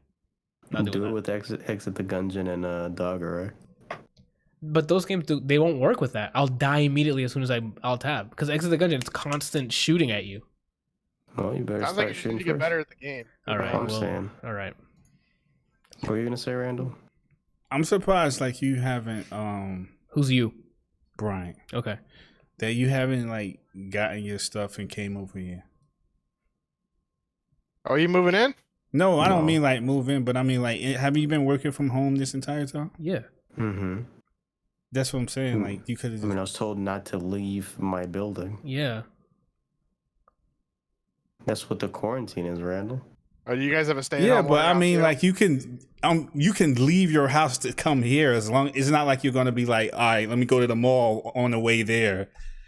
No, I'm saying they said don't go anywhere you don't need to go.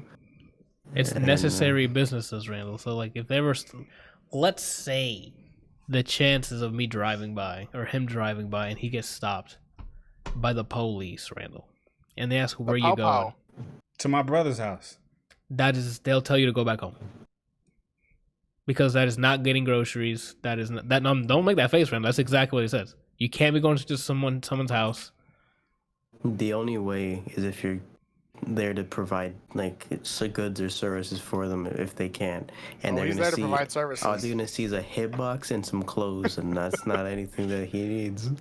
I need to get bodied in fighting games, so because Randall's not doing anything, so. Oof. Certainly not streaming, that's for sure. Speaking of tech and Randall, I was playing with a friend of mine and I found my main now. He sucked his teeth. No, I heard him. That's why I haven't said the name because now he doesn't deserve it. Oof. Oh, I already Ryan, know who it is. I'm just trying to end Who's this it? fucking stream. You can tell you me ever what it give is an and update I'm on alive. Aether's Green Rivals Fist Aether? Fang Foom. Okay, too many people talking at once. Kelsey, what? Brian, did you ever give an update on Rivals of Aether and their little whatever the fuck that was that we watched? The Rivals of Tether? No, I don't think they care, so I didn't bother mentioning it. But yeah, they had it there on Direct. They have funny modes in there now. They did a Tim and Eric way of showing a milestone system for the game, and they Which showed they never actually told you about. yeah, and they announced a bunch of more games coming down the pipeline. If you like the Final Fantasy VIII card game, they're basically making a Rivals of Ether version of that on the phone. Oh wow. So they cool. spent like 30 minutes talking about milestones, okay? But never mentioned once what they were, how they worked, how to get them, or what they give. They just were like, milestones. They saved my marriage, okay? Like, just stupid shit one of them like was that. like, it took me out of my dark place. If you're bored, watch the direct for it. It's literally like, it's like Tim and Eric wrote a skit for them and then they acted it out. Oh, that's pretty cool. It was the way that they did it was really funny, and it was absolutely hilarious. But they literally spent like 30 minutes just milestones. Changed my life. You just milestone. You have to get the milestone. And it just free. Yeah. And then, did I mention they're free milestones? Oh my god! But never once said anything about how they work, what they did, or how you get them. So did you guys try the milestone thing, or isn't that out yet? It's not out. Okay, I'm like, are you guys gonna do the same thing and just tell us about milestones and not tell us? Right after the direct, the developers actually kept streaming and they were showing the new stuff. Oh, okay. And the first thing, because the chat was like, show us the milestone. So he showed them. That's funny. That's really good. Yeah. And then the other thing that they introduced was tetherball. Is that what it's called? So they added a tetherball mode, where you have the pole in the center and the ball that's on the rope, and you have to wrap it around. Oh, okay.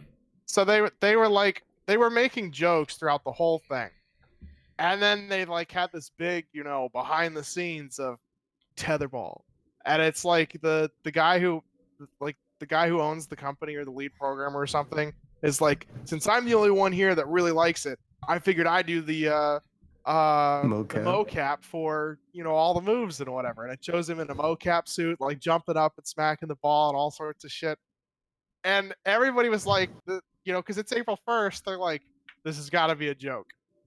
And then after all the milestone, they showed actual gameplay of them playing the tetherball, and everybody's like, oh, this is for real. Yeah, because the direct, since the direct before the other year, it's been a joke. Just we're gonna add tetherball. Like, so it was an ongoing joke within the community, and they finally are adding tetherball. But is it using his mocap and stuff? Or... No, not at all.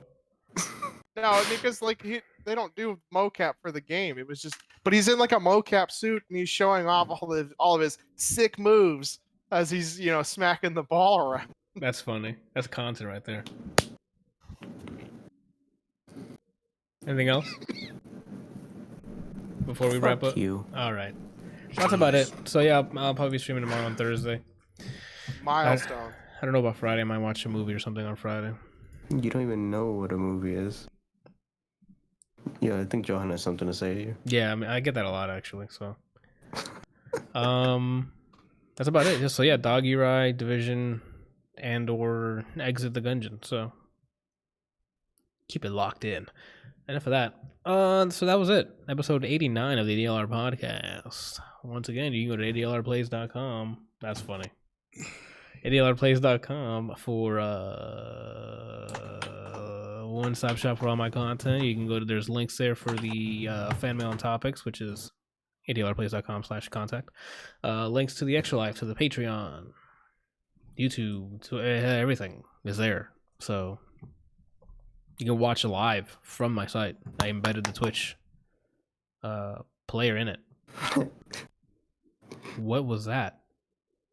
I read the chat. And watch me eat a whole melon. I mean, people can do that. You mean like all in one? Okay, I'm moving on. I'd say this morning I'll just sit there and eat a watermelon on stream for 2 hours. Okay. What happened? I don't know. What did he say? I don't know. What did he say? All right, guys. I'll see you guys Favorite next anime. week. What did he Your say? favorite anime. Thank you guys for watching. I'll What did see he y'all say? Next week. I said,